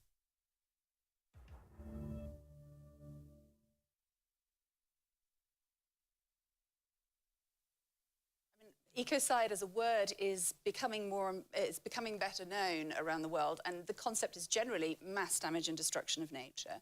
But legally speaking, what our organization and other collaborators aim to do is to have this recognized legally as a serious crime. Because one of the issues that sort of pervades all of this discussion is that we have a kind of cultural, very ingrained habit of not taking damage to nature as seriously as we take damage to people and property. And that, I mean, if you're campaigning for human rights, at least you know mass murder, torture, all of these things are serious crimes. But there's no equivalent in the environmental space. Unlike an international crime like genocide that involves a specific intent, with ecocide, what we see is actually what people are trying to do, what businesses are trying to do is make money, is farm, is fish, is do all of these things that are you're ecocide if you're a farmer. As well. But what's missing is the awareness and the conscience around the side effects, around the collateral damage that happens with that. But legally speaking, what our organization and you can kill it wherever collaborators aim to do is to have this recognized legally as a serious crime. Go fuck yourself.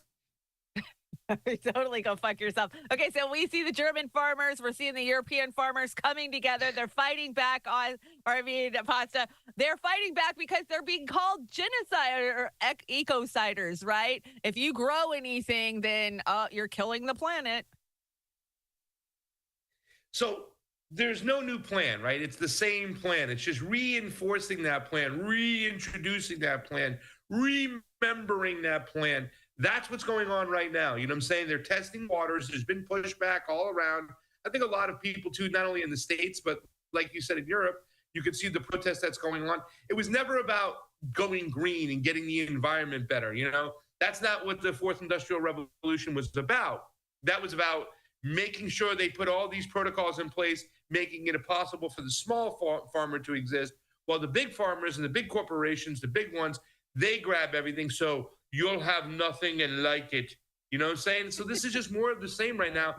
they're testing the waters this World Economic Forum is all about testing the waters for everybody, even like the donkeys like Javier Milei from Argentina, who the libertarians are fawning over, even though he exited out of BRICS and is pretty much just reinsured that he's a cuck of the Fed. Which I have this book over here. It's the Bear from Jekyll Island, right? Yeah.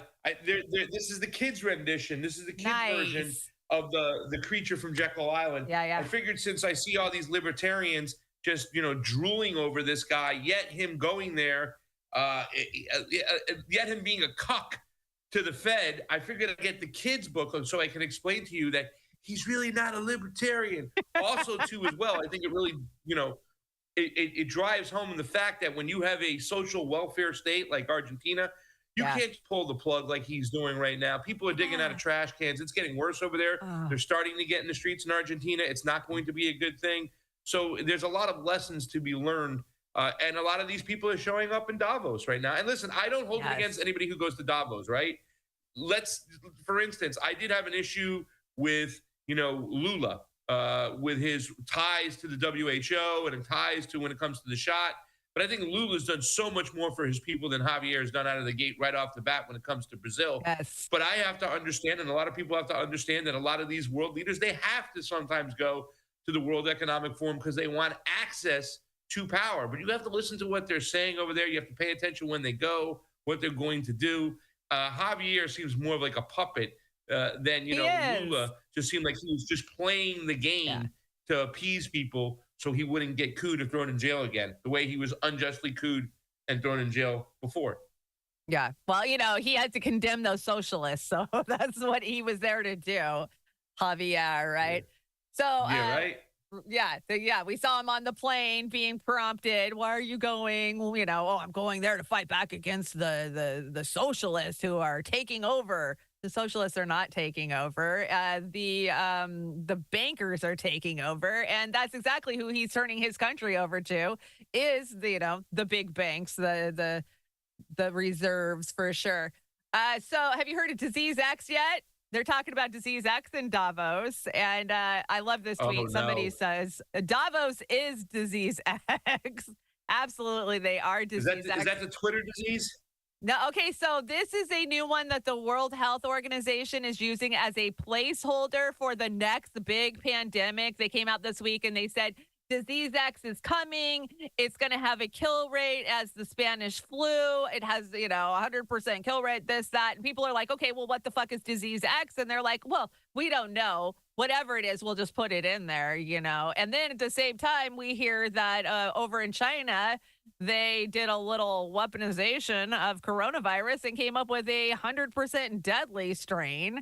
And so, there's a lot of people speculating that there will be a new disease rolled out for the election. What do you think?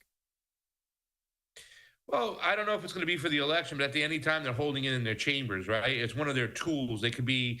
I still think it's like what you would with the last guest speaker from the Davos that you played was speaking.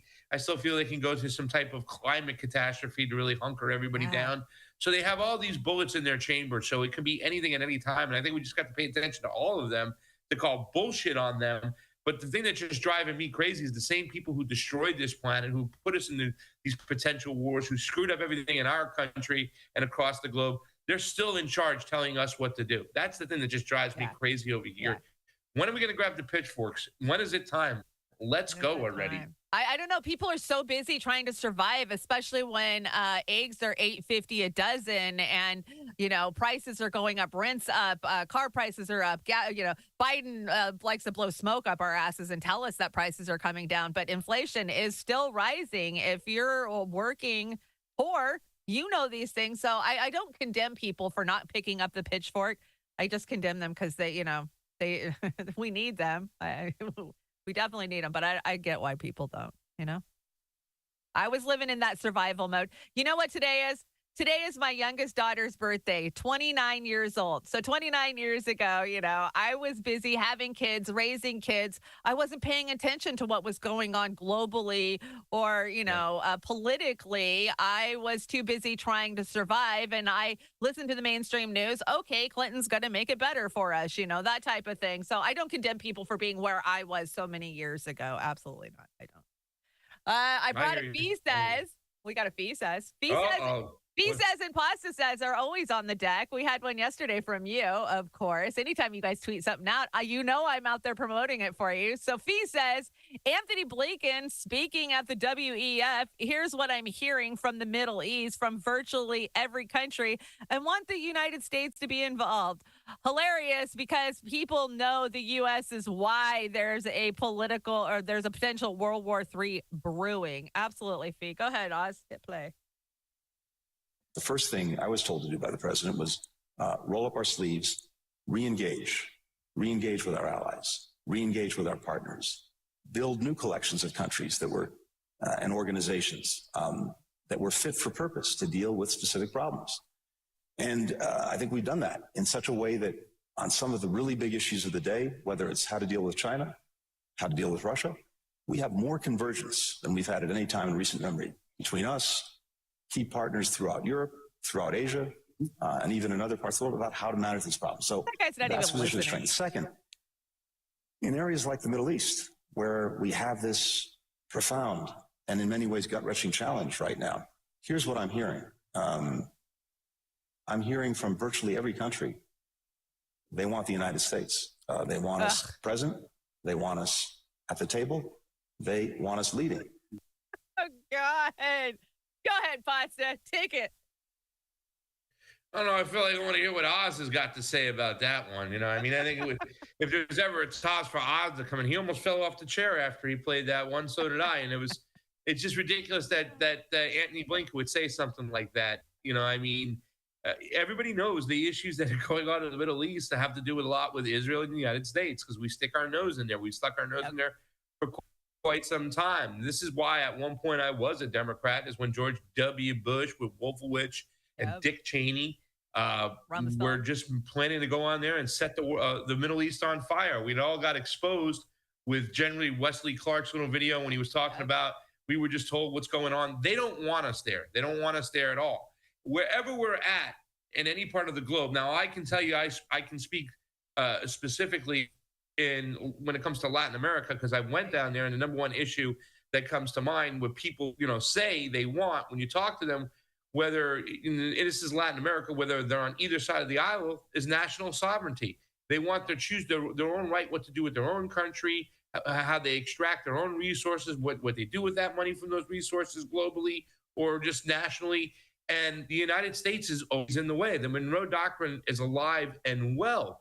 So, this is just more of the same over here. But, I guess this is the confirmation bias for those out there who want to still stand behind our government and what they're doing. I think sometimes when you see people who are a little bit comfortable, and there's not many people in the United States, when they hear this over here, this justifies their way of life, right? Yeah. Well, we need to do it. They've been at war for so long with each other. If we don't go out there and play, peacemaker, they're going to kill each other. They're going to blow up the whole freaking planet. So we got to be there. Believe you me, they want us there. They want us there helping out to be the Captain Americas and whatnot. So, it is just a joke.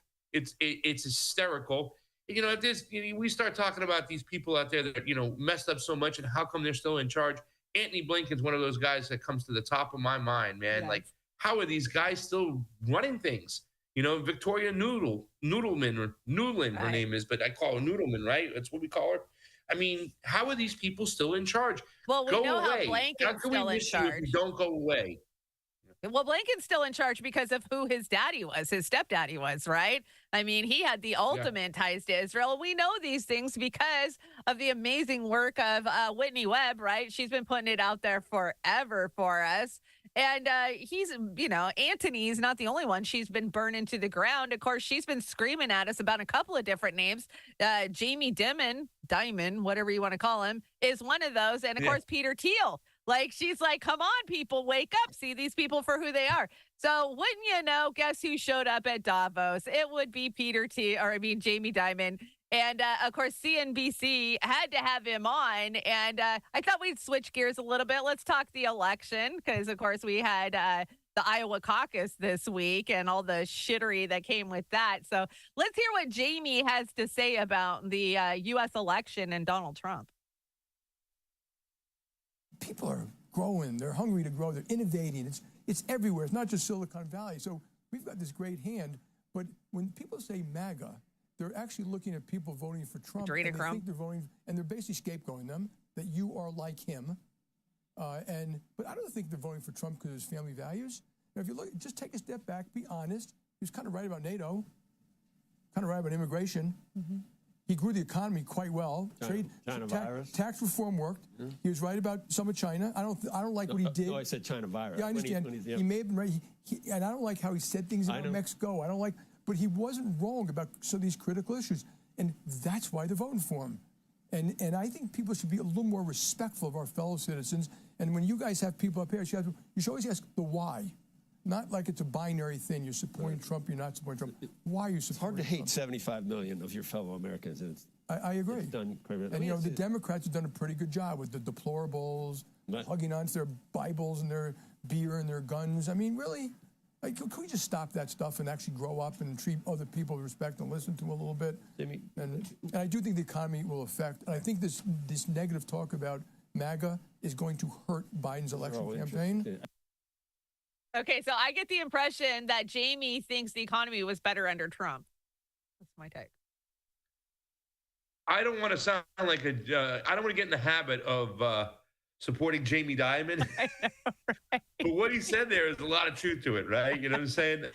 What he said there is a lot of like, hey, he is right. Why are they doing the things they're doing? Listen, I've ramped up just recently with the Iowa caucus, whip your caucus out. Coming around the corner over here, I have kind of amped up my mainstream media watchage, and I've been peeking at it a lot more.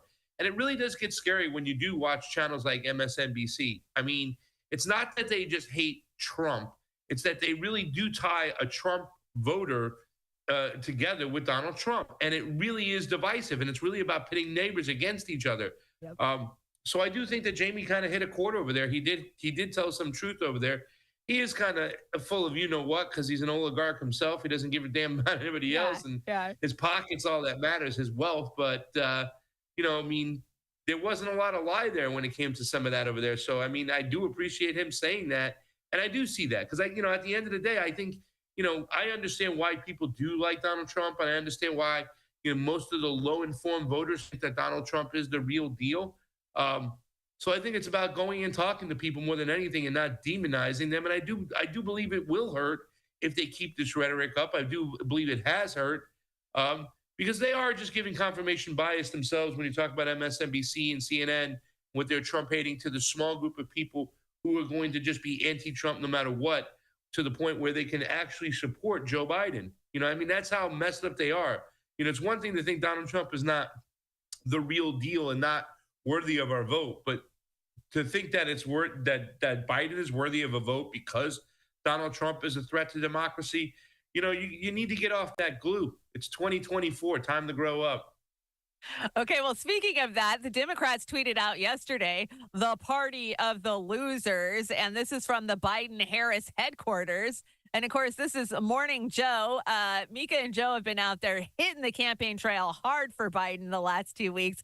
It's revolting in every way. But, they just want to remind you that the Republican Party has lost in 2017, 2018, 2019, 2020, 2021, 2022, and 23. And they are well on their way to losing again in 2024.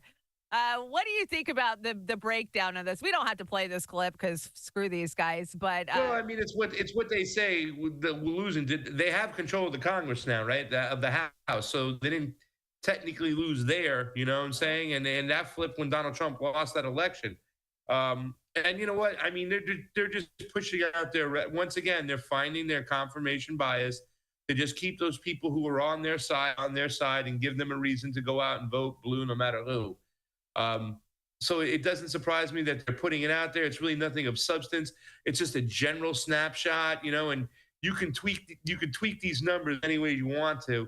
but it doesn't mean much to me. But it is, what do they have, Shanda? They got nothing to really promote or campaign on when it comes to the Democrats and Joe Biden. The Affordable Care Act is saving lives, Pasta. The Affordable Care Act is saving lives.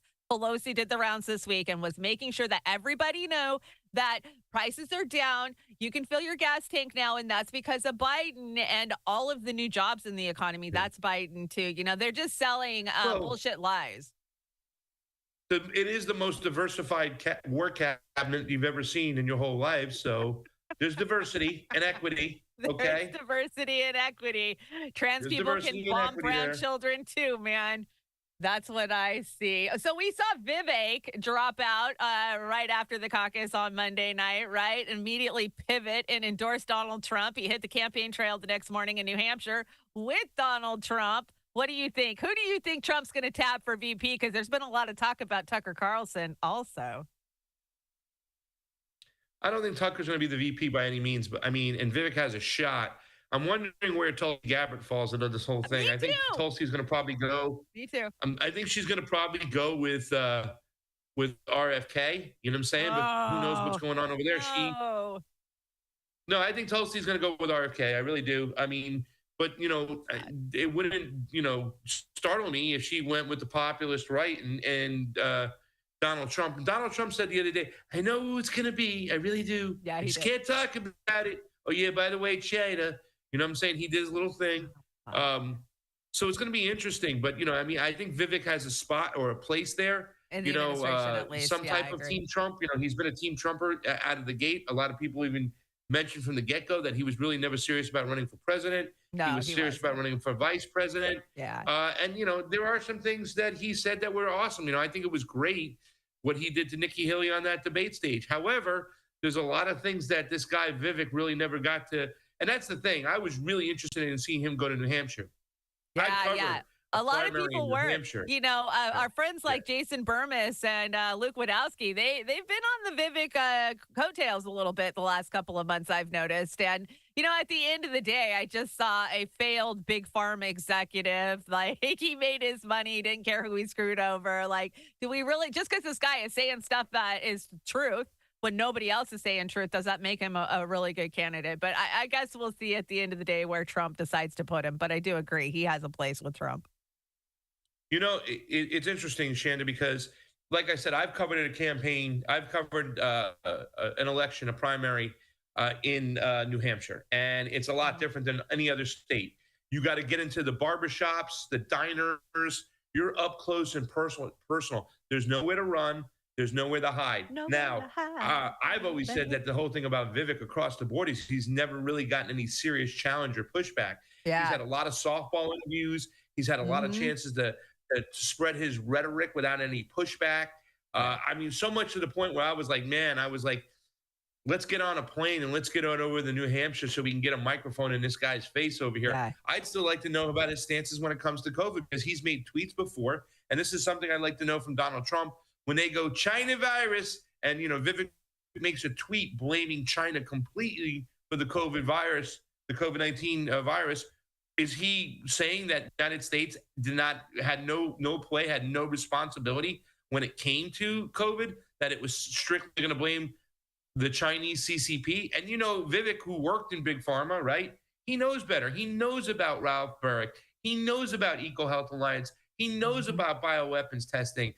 Even Steve Bannon has admitted that, China didn't act alone, that the American intelligence apparatus was a part of this whole COVID-19 situation. So I'd like to ask those guys that question. And that's the thing. Vivek has gotten away with, pretty much every single interview he's gone to, he's brought his ice skates or his roller skates with him because he's going to skate on through. He's not going to get challenged on a lot of things, especially his anti-China rhetoric, especially blaming the cartels for fentanyl, especially when it comes to, we talk about this all the time. I just want to go ask him, Shanda, hey, I host a show with Shanda Mastercall, tell him back, who's responsible for creating the customers of fentanyl in the United States? And then just shut up and let him try to answer it. You know what I'm saying? Once again, this is something we're not talking about the United States that the populist right is just stuck on. They want to blame the cartels for the fentanyl use, and they don't want to blame who's responsible for creating the customers here in the United States. So it's like, there's so many things that we could talk about with this guy that he's gotten away with, and he also replacement theory, his thoughts on replacement theory. This guy's gotten away with so much stuff. I was interested in seeing him go to New Hampshire, so we'd have to face the fire, but he's dropping out, and it looks like he's gonna, be untouched when it comes to a lot of issues out there that we really need to push not only Vivek on, but the Trump campaign. The Trump campaign on. Where do they stand on the WHO treaty, right? We saw Trump bend over and take it up the ass during COVID, warp speed, right? I mean, he was right there patting Fauci on the fucking head. So where does he stand on this this potential sovereignty taking treaty that the WHO is trying to shove down our throats come May, right? We've been talking about this treaty for a long time now. And it's definitely scary. I have seen Vivek get asked one question about transhumanism by Jason Burmis a couple of months ago, which was the best question I've seen asked on the campaign trail by far. And he gave kind of a song and dance bullshit answer to it. It wasn't really, directed at what is the transhumanist movement and what that looks like 10 years down the road for us. And it's going fast, Boston. Think about where we were 10 years ago. Think about where we were 8 years ago. It's been a snap and it's gone. These policies are going to be shoved down our throats, and these are the people that we need to be holding accountable. Talking about that, let's talk about Nikki Haley. Of course, she seems to be the candidate of the machine, right? They really want her in there because, hey, Democrats love her too. Chanda, how awful is it that MSNBC and CNN, the liberal mainstream media, hates Trump so much that they're supporting and pushing Nikki Haley? I know. It is so gross. The cartoon continues. Oh, God, yeah. I brought us a clip, but I don't even think I want to watch it. Oh, it's only 37 seconds long. Okay, let's watch this clip, Oz. All right. I can safely say tonight, Iowa made this Republican primary a two-person race. Let's go. We've got some counting to do. 1, 2, 3. A two-person race. Can you count, sucker?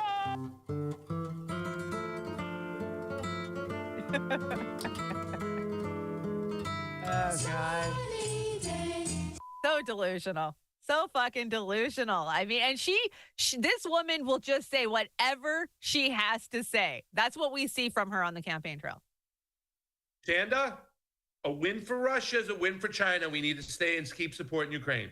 Well, Putin is Hamas, so she said that shit. She said Putin is the Hamas. Houthis are terrorists. How about this? Iran backed Hamas. Wait, Hamas is a bunch of Sunnis. Iran is predominantly a Shia. Yeah. They don't understand the nuances. And by your standards, every time there's any Shia militia that does anything, you automatically say Iran backed. Now you're going to say, Hamas would not be existing if it wasn't for Iran. Like, that makes no sense. It goes right back to George W. Bush, who didn't know the difference between a Sunni and a Shia. Yeah. But like you said, Chanda, she'll say anything and she'll get away with it. Oh, yeah, she does. Remember, this country's never been racist. That was one of her key phrases this week, too. Like, oh, my gosh. I love to bring the United Spot spoofs. This one is fucking brilliant. They dropped it yesterday. This is Neocon Nikki, and I can't remember the name of this, but you guys will recognize it. It's cute. All right. I know a girl named Nikki. I guess you could say she's just like Hillary. I heard her at a MAGA rally talking shit and backstabbing me.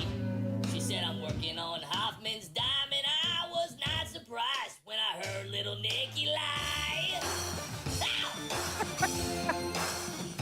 Never, Nikki! Her Twitter feed screams rhino, and I just couldn't believe my eyes. Did she really thank Billy Gates for donating money while people died? Schwab said, sign your name on the dotted line. The money came out, and Nikki started to lie. Woo! Ow! Never, Nikki! Ow! Ow! The story started changing, kinda just like a name. I can't tell you what they paid the girl, but Nimrata will never be the same. Ah, she'll kick you down, she'll make you cry. Oh, woo. But she'll never show you how to lie. Oh, never, Nikki. The border is still open, but Nikki doesn't care. She's a warmonger, fraud, a Democrat. She's Mitt Romney with longer hair. She thinks she is gonna win this time. The lie detector said that was a lie. Woo! Ah, never, Nikki. It's all over. Never Nikki. That's what it was called. You either appreciate United Spot or you don't. Some of you guys do. Some of you don't. Well, Never Nikki is the isn't that the sign the petition or the organization or whatever you want to call it that Rand Paul started when he had a little speech? I'm Never Nikki, and then everybody started just joining the Never Nikki thing. You know, it was really important. I think he pointed out that she's just an old school Republican establishment hack. Vivek on the campaign trail when they had all these debates pointed out the fact that she was broke, and then all of a sudden she just aligned herself with all the defense contractors, jumped on the boards, and now she's a millionaire. Yeah. And what's her plan? What's her selling point? World War III. Hey, if you want World War III, vote for me, Nikki Haley. Yeah,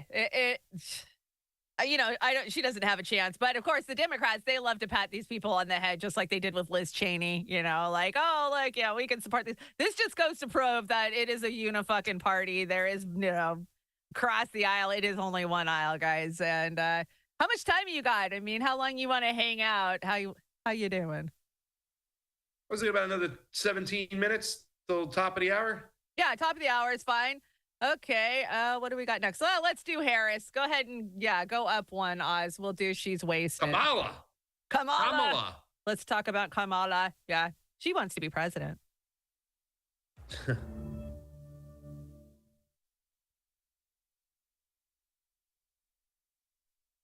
I see our college students up there. And let me just tell you, I love Gen Z. I don't know if some, I love Gen Z. So, okay, for the older adults, this is going to be a humbling thing I'm about to share with you. If someone is 18 years old today, they were born in 2005. Oh, yeah, check that out. Think about that. Oh, yeah, she can do math, guys.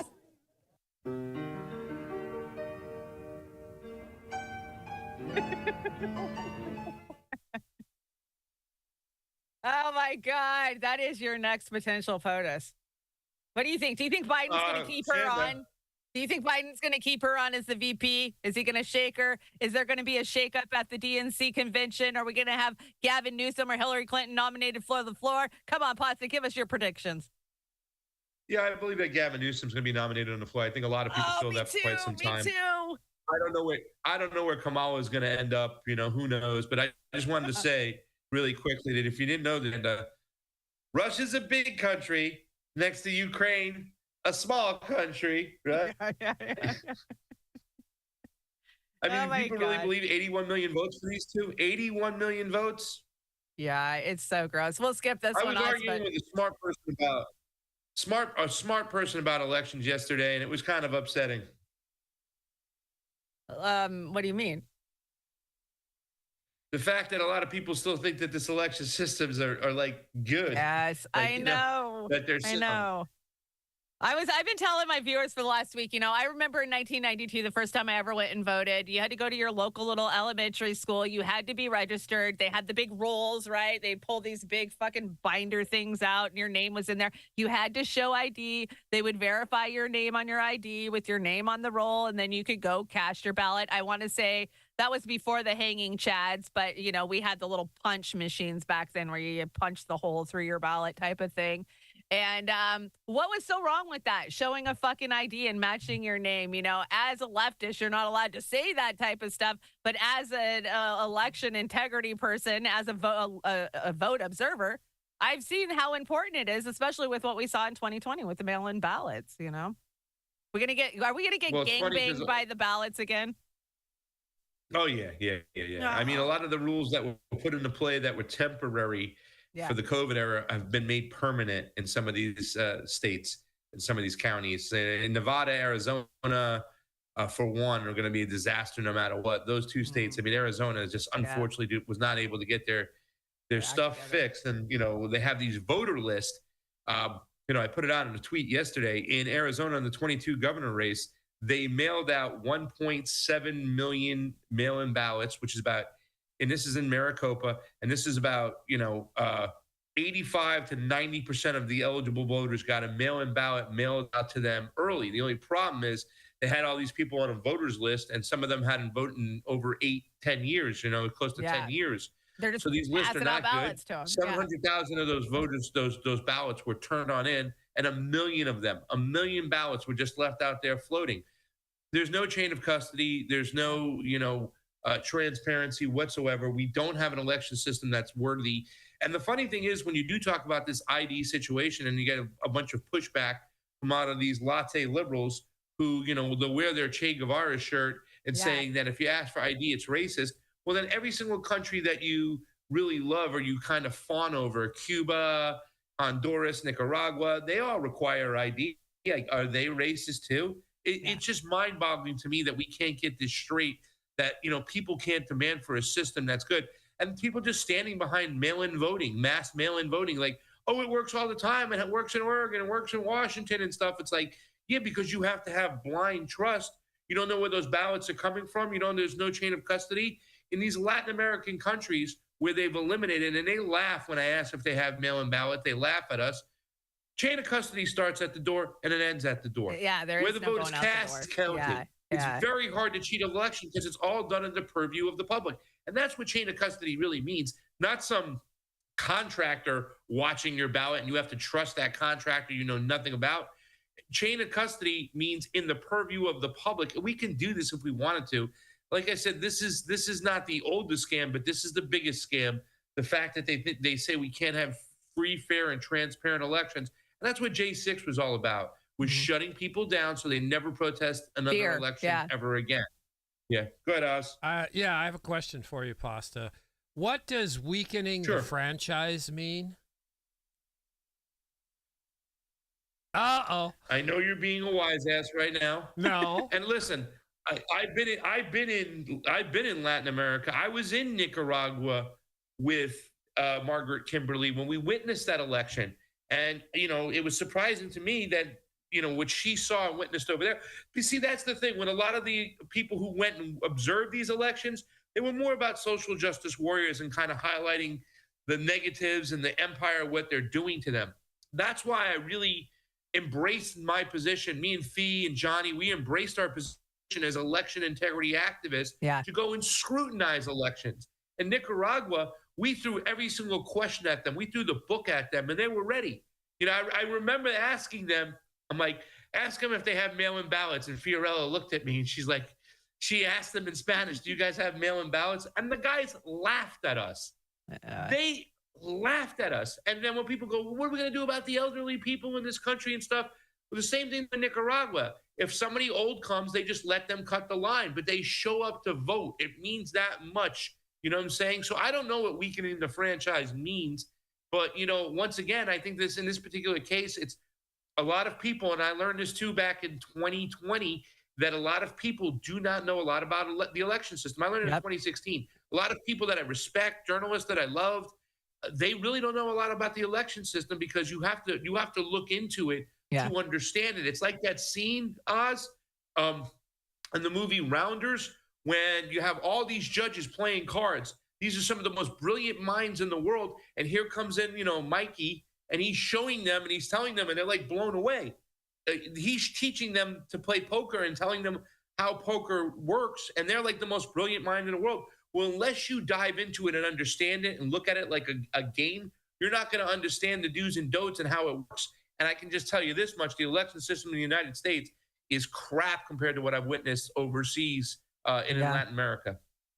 Just to respond really quick. Go ahead. Go over and follow Pasta if you haven't on Twitter. He has a very good conversation with Margaret Kimberly. Pasta.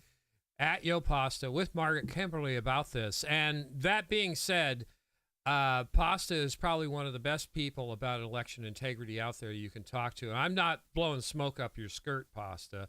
It's a fact, because Shanda and I are in Washington State, and we've been dealing with the mail-in ballot bullshit for years.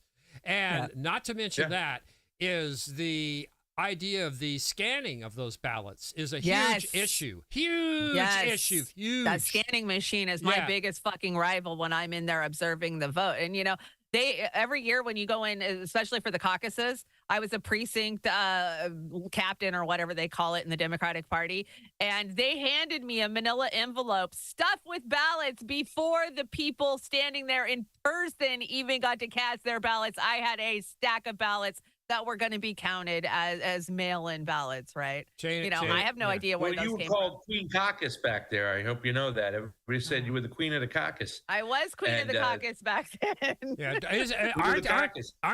Aren't there countries around the world who don't allow mail-in ballots for all the concerns that we have? There's a lot of some countries that had it and eliminated it. Some countries that never had it. You know, there was a bipartisan forum where James Baker on one side and Jimmy Carter on the other side got together and talked about elections, and they came forth and said that the area most ripe for fraud is the mail-in ballots. Now, here's the thing, Oz. If we want to have mail-in ballots, okay, we have to limit it. We have to be small. It shouldn't be close to 70% of the ballots that are cast and counted like they were in Arizona. I think it was close to 80%, and that's just ridiculous. You're never going to have a fair election. You know, a lot of people talk about Nina Turner when she lost, and they were like, oh, she lost because the Israeli lobby went after her, and nobody even knew who her opponent was. A lot of people thought her opponent was a male, and it would happen to be a female. Brown. Well, it was an all mail-in election, and those things are tough because you don't know where they're coming from. There's no chain of custody. They just show up, and you got to count them. And like you said, Shanda, too, as well, when I pointed this out, when it comes to counting it, in Nicaragua, in Colombia, in Honduras, in Brazil, where am I missing? Nicaragua. Did I say that country? If I didn't, in Mexico, where the ballot is cast, it's counted right there. It's done all in front of you. In America, in a lot of these big precincts and a lot of these big counties where it really can determine and sway an election, they take your votes off. They put them on a thumb drive and they take them to another place to be counted. And it's proprietary software. You can't even examine it. So it's just, there's so many different ways to screw an election. And here's the thing that I think a lot of people have to understand, and this is something I want to get across to people like Margaret Kimberly and other people, because I love Margaret. I really do. She's an amazing woman. I do too. I hung out with her. Great. I hung out with her comrades last time.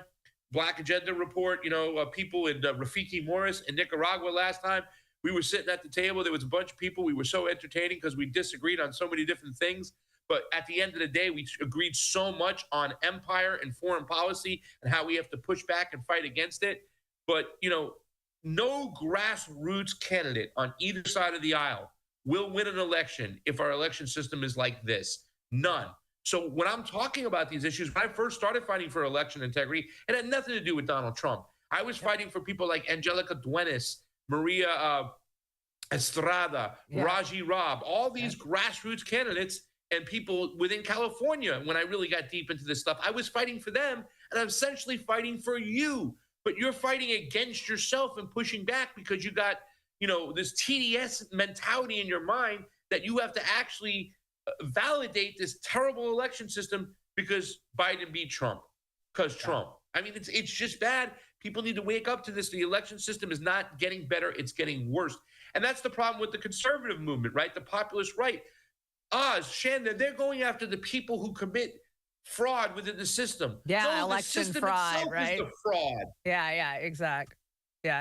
Getting the right to understand the difference between election fraud and they absolutely don't get it. Let's see. I was going to ask you something. Oh, Putin. You tweeted out that tweet yesterday or the day before where Putin just flat out fucking says it. Ballots $10 a piece in America. And he laughs about it. Like, how stupid you guys got to be, And I just found it so flooring that Putin actually knew that's how much the Democrats pay for a ballot is $10, because that's what our reporting says in the background, right? The stuff that we can't verify, but we know from the sources we're hearing from that, it's $10 a ballot. So I just thought that was great. Well, Tulsi got herself in trouble at one point from Ilhan Omar when she replayed a tweet that showed a ballot harvester going out paying $10 for ballots and collecting them, and he had a bunch of them there and stuff. Exactly. That's the listen. I'm putting pressure on myself to explain this better, to come up ways to kind of explain the election system. In a system that we have in the United States, you need to have what's called blind trust. In other words, you don't know where it's at. There's no chain of custody. It's out of your purview. So you must have blind trust to actually validate the elections. In other words, yeah, we have a system in which I can't prove it's wrong because there's no auditing power whatsoever. You're not allowed to look at the proprietary software which counts the machines.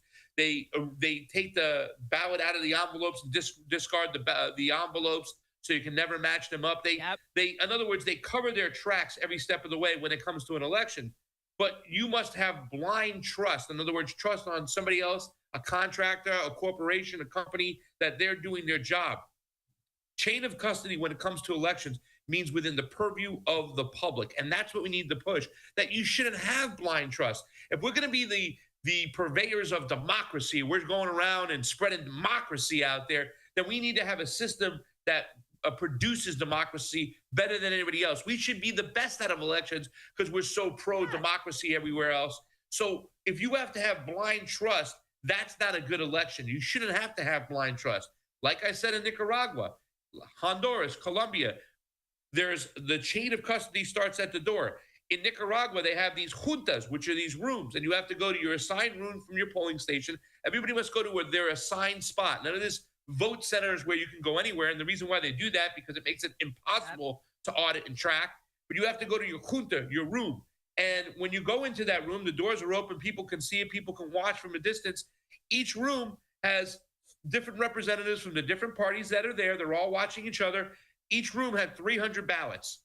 So if they had 225 ballot cast, they have to have 75 ballots left over. Exactly. It's all done within the purview of the citizen, and every ballot is accounted for. I was trying to explain with mass mail-out ballots, there are so many ballots that are not accounted for. They're just out there, and with ballot harvesting, anybody can turn them in.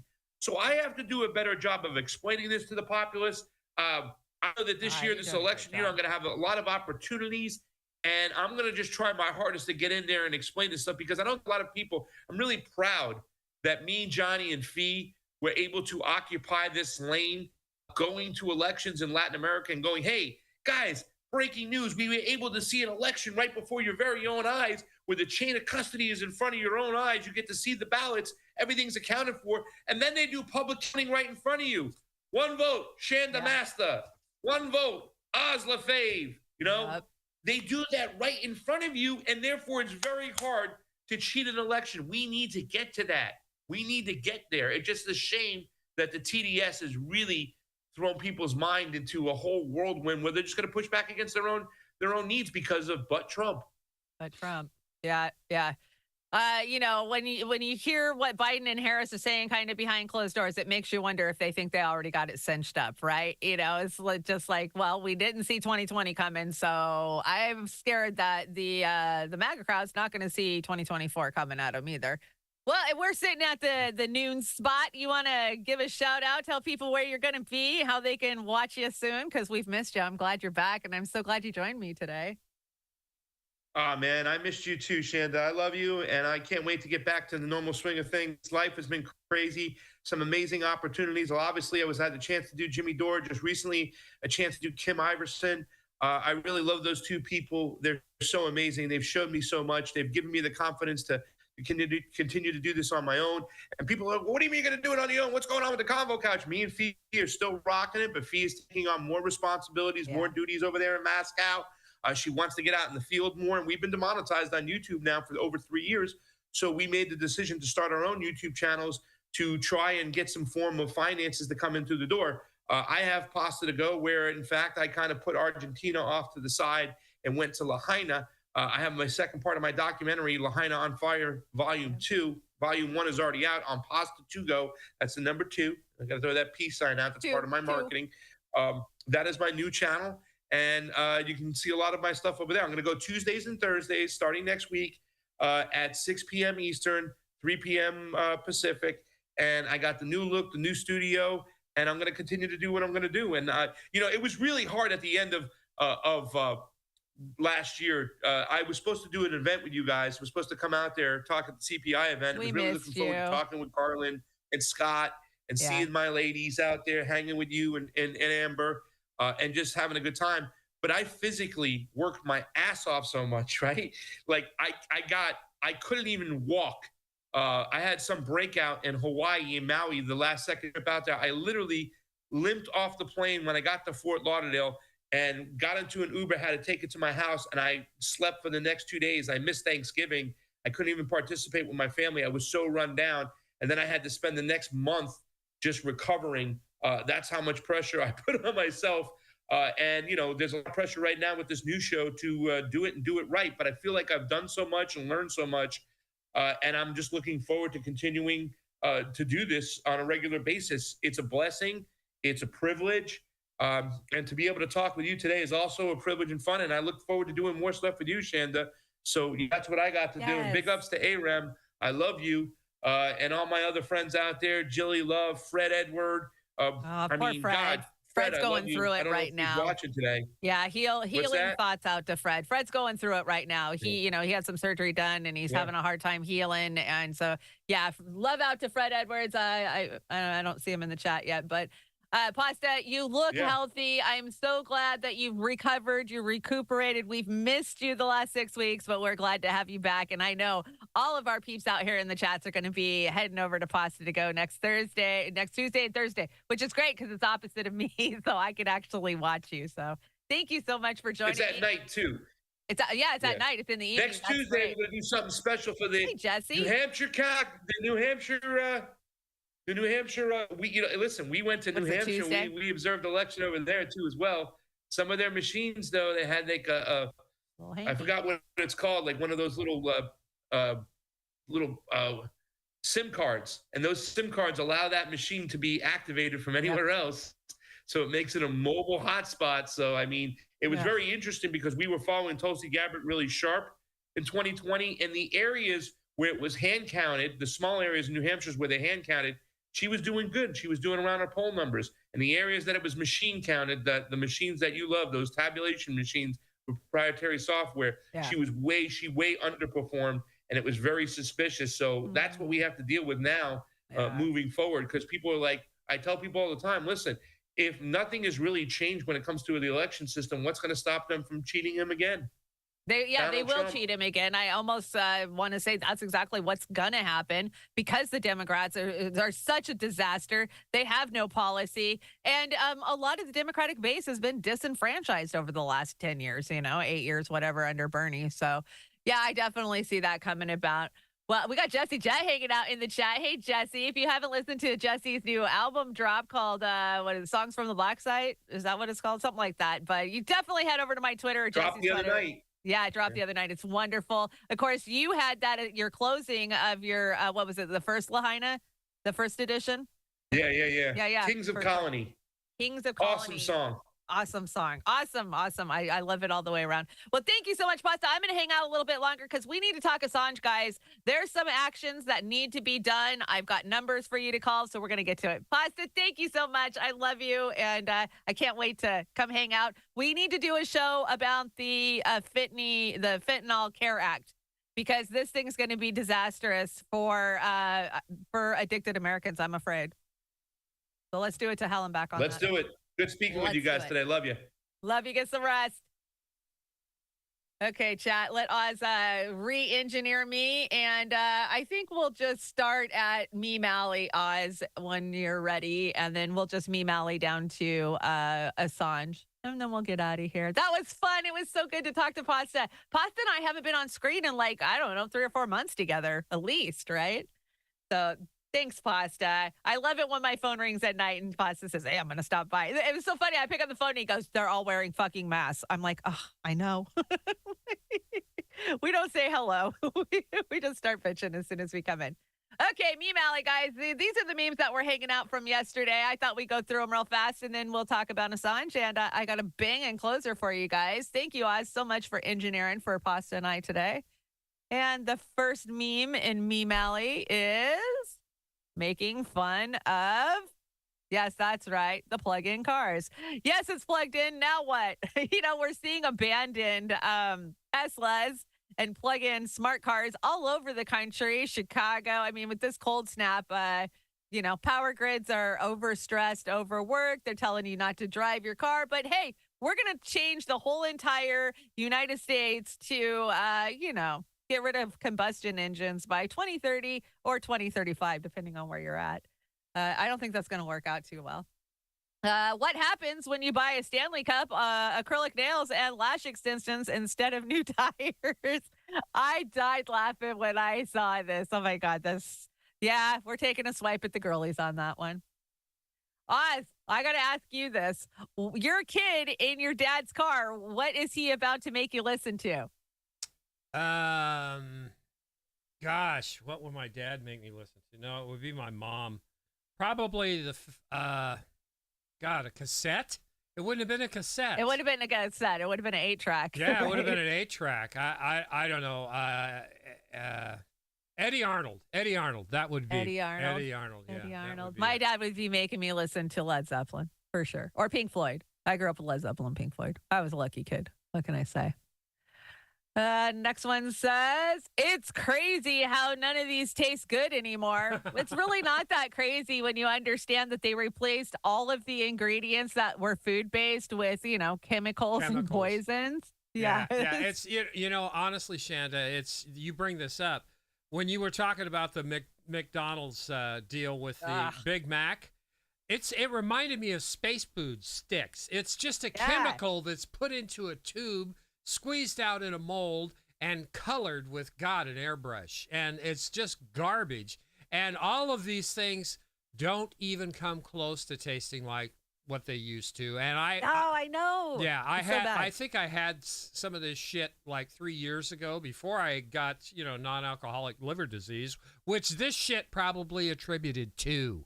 So yeah, that's it. Definitely. I used to love me some Little Debbie's. I'm a stoner, man. We used to get stoned and talk about knocking over a Debbie's truck so we'd have a lifetime supply of Little Debbie's. Yeah. I mean, I definitely would not do that nowadays. I could relate to this. I need a cycle on my washer that says every article of clothing that I own all at once. Yeah. Sometimes I do that. As if we don't have enough to deal with in 2024, they're back, and that would be stirrup pants, of course. Who doesn't remember those? I like this reface, Oz. This is a great reface she did here. It is. It's beautiful. I read old books because I'd rather learn from those who built civilization than those who tore it down. There you go. Except for, history is wrote by the victors. We know that. Remember when there was when typing was a high school class? I do. My typing teacher's name was Mr. Wood. He was an old hippie from the 60s. Did you take typing, Oz? No, my first computer had a typing assistant. I can't remember what the name of it was. Oh, lucky you. But right? It was one of those weirdo computers that had like some program before 95. Yeah, what'd they call that? Word processing? Yeah, I think they called it word processing back then. Yeah. Yeah, we used to call computers word processing when I was in the school in the late 80s. Let's see. Over 40% of Americans believe dinosaurs and people live together. Don't tell them any different. Just let them think that. Yeah. Okay. There's no point in fighting it. You can't fight it at all. Me, it's about to leave a bench. Person sits next to me. Me waiting a few extra minutes before I leave so I don't hurt that person's feelings. Oh my God, I am such a person like that. Like, I don't want them to get the wrong impression. And of course, I got a reference to Louisiana because it is Mardi Gras season down there. And it got cold, so Louisiana preparing for cold weather, and the salt truck spotted in Louisiana with Tony Sacheret. Of course, up here in the Northwest, we use Johnny's seasoning or Lowry's, but in the South, they use Tony's. So I got my Tony's in the cupboard. A little spicy.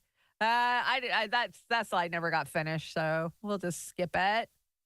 And I'm going to skip this next one, too, about the pigeons. That one's kind of, I'll get to it when I have my own show. Go ahead and go down to Julian Assange, 66, because I know you love the 666. Yeah, that's my favorite. I know it is. You screenshot it and send it to me all the time. Okay, guys, it's time. It is time. If you call yourself an Assange activist, get off of your ass. It is now or fucking never. We have got to light up these phones. Day X is coming, February 20th through the 21st. Of course, this is the last chance he will get. He's asking for the chance to appeal. It's not even that he's appealed. He's asking if he could have another chance to appeal, is what I understand. Comrade Misty Putin, Misty Winston's done a great job. Catch her over on TNTradio.com. And she's had activists on all week with this information. So it's House Res 934. And it breaks down how they spied on Assange, how they stole content from Assange's lawyers' computers and phones, how they perjured themselves. They plotted to kidnap and assassinate him. So the number to the main switchboard, and you can screenshot this right now. I've been putting it out this way. That way you guys can see the number. It's 202-224-3121. And you merely just call, and it's so simple, guys. You don't have to be rude. You don't have nothing. They'll answer the phone, and you just say, I would like to add my name in support of, House Res 934, free Julian Assange, no extradition. And let's start with the Progressive Caucus. So these are all of the Progressive Caucus numbers. You can find them over on my Twitter if you want to break them down. But these are a great place to start. I mean, you can literally just sit there and call the very bottom number of each one of these. And that's all you have to say is, look, I support House Res 934, no extradition, free Julian Assange, and they say that they're not getting a lot of calls. They say that we're not doing the work, guys. So it is time to get the work done. Holy crap. Lynn, Ray, thank you so much over on the Rockfin. Oh my gosh. Roar Media appreciates the support. Says, so fucking happy that I found your channel, Shandon Oz. Thank you for all the hard work. Alpha Boomer bitch, Lynn. We are so glad that you found us too. And thank you so much for the very generous tip over on the Rockfin. Yeah. That will come in handy next time we're out on the road. So all the money that goes to the Rockfin, we leave there until like Amber and I are out traveling or, we have things we need to take care of. So we appreciate all the support over on the Rockfin. Australian MPs penned a letter urging UK government to stop Julian Assange's U.S. extradition, citing his health concerns. Now, we saw these guys, the whole delegation, the Australian delegation, outside of the Department of Justice yesterday and the day before. The pressure's coming, and now is the time. So, Misty tagged me and said, please, make sure you're getting this information out. Of course, I bring up Assange every show I do, and I have for years. But now is the time we put the steam on, guys. So if you're just sitting at home doing nothing, grab that number, call. It's so easy. It'll only take 2 seconds out of your life, right? And I'm not preaching to the choir. I do this myself. So there you are. I covered Assange, and we will continue to cover it till February 21st, right? And then we hope that, they're told, yes, it's time to free Assange. Enough is enough. Pressure's coming from around the world. And Oz looking like Ryan Gosling for Saturday's show. This is the Beauty and the Boomer card. Oz, I love it. Great I got card. teeth and hair, though. That's really what makes it nice. Those look like veneers. Yeah, I want think veneers. so. I want the teeth and the hair there. So, and I'd be perfectly happy. I did find a knockoff veneer for like $300 that you can order, and like they snap in. They're the poor man veneers. That's what you I don't need. even have to have any dental work. Give me the address. Exactly. Yeah. Give you that address. I will. I bookmarked it. Let's see. How's it going out there? It's silly. Happy silly Wednesday, but it's not Wednesday. So it's Thursday. We're a day late. But hey, get your Joey's coffee and Joey's green tea. You just got to reach out to Oz and you can get yourself some coffee. Coffee. And I think we're almost out of here. A couple more slides and we'll be done. Yeah, I'm still trying to go to the Jimmy Dore show. I did get a message that Natalie, you might want to hang out. Natalie, I'd be down for that. We could meet in downtown Seattle. That would be fun. So hit me up over on trailerparkpundit@gmail.com or one of the other emails, or message me on any of the social media platforms, and let's come up with a plan. That sounds like fun. And if you want to help me out, there's the donation link. I appreciate your support. I think it'll be cool to go hang out with Jimmy. I have a beautiful picture I took of Jimmy in Philadelphia in 2016 for the DNC convention, where he was in FDR Park interviewing people for TYT. And it's just a beautiful side profile of him with a microphone in his hand talking to everyday people. So I would love to kind of blow that up and put it in a frame and take it to him and Steph. So if I get to go, that's my plan. And there you are. Make sure you're checking out Jesse Jett live from the Black Site. A great album. When I engineer my own show, of course, I'll be running his music as our openers. So that way you can hear them all. They're great. And I think that's it. I think we're out of here. Yay. Thank you so much for engineering for me today, Oz. Yesterday, I had my Google slide deck locked up or something. It's the curse. It's the curse. It is the curse. Well, let me shout out my chats real fast before we get out of here. Miss Amber King's hanging out. Go check out Brave New Future. She dropped a Brave New Future, 2 days ago? Yeah, I saw it. It's good. And let's see. Oh, Seattle for Assange will be there. Of course, Seattle for Assange will be at the Jimmy Dore show. That'll be great. Hopefully, we'll be tabling because we need to be tabling everywhere. Kate's hanging out over on the Rockfin with Denver and Willie and Lynn and Jim. Hey, Jim, what's up? Much love out to Fred Edwards. Heal up, Fred. Hey, Aram, good to see you. And let's see. Who else is over here? I think I got everybody. Oh, Zoxo Voxo Vix is over there. Good to see you. Dirt Diggler. Hey, what's up? And let's shout out the Rumble. We got Ghost Start hanging over there along with the Halex. I think that's what it is. Thank you for joining us. The Last 66 is hanging out there too, along with Kate and Huck Flim. Thank you guys so much over on the Rumble. We had good numbers today. Thank you guys for joining me for pasta. I know you guys were just here to see pasta. I'm not hurt about it. It's okay. And our chat has been split today. Half you guys are hanging out at Trailer Park and half you guys are hanging out at Beauty and the Boomer. We love you hanging out anywhere. So thank you so much. And I'm not going to shout it out just because I got too many chats going on, but I love you guys. Thanks for supporting the show. So Oz and I will be back Saturday night, and I got some funny stuff for Saturday show. Yeah, what we're about you, do Oz? some Alanis Morissette outro Ooh. Saturday night. Because So, you ought to know. yeah, you ought to know it. You ought to know You it. ought to know. I feel like there's something else I was supposed to say, but I can't remember what it is You'll now. remember So in about it's 5 minutes, snowing. yeah. It's snowing again. It's been snowing all morning. And now they just said 3 more inches on the bottom of my computer. So yay, I'm still snowed in. But hey, good news. I got nicotine after my meltdown yesterday. I had to go get some vape juice. And make sure you join in the Discord. If you love our chats, you love hanging out with these people, get your ass over to the Trailer Park Discord and you'll have access to people all day long. You won't have to wait for the show to see your friends and hang out.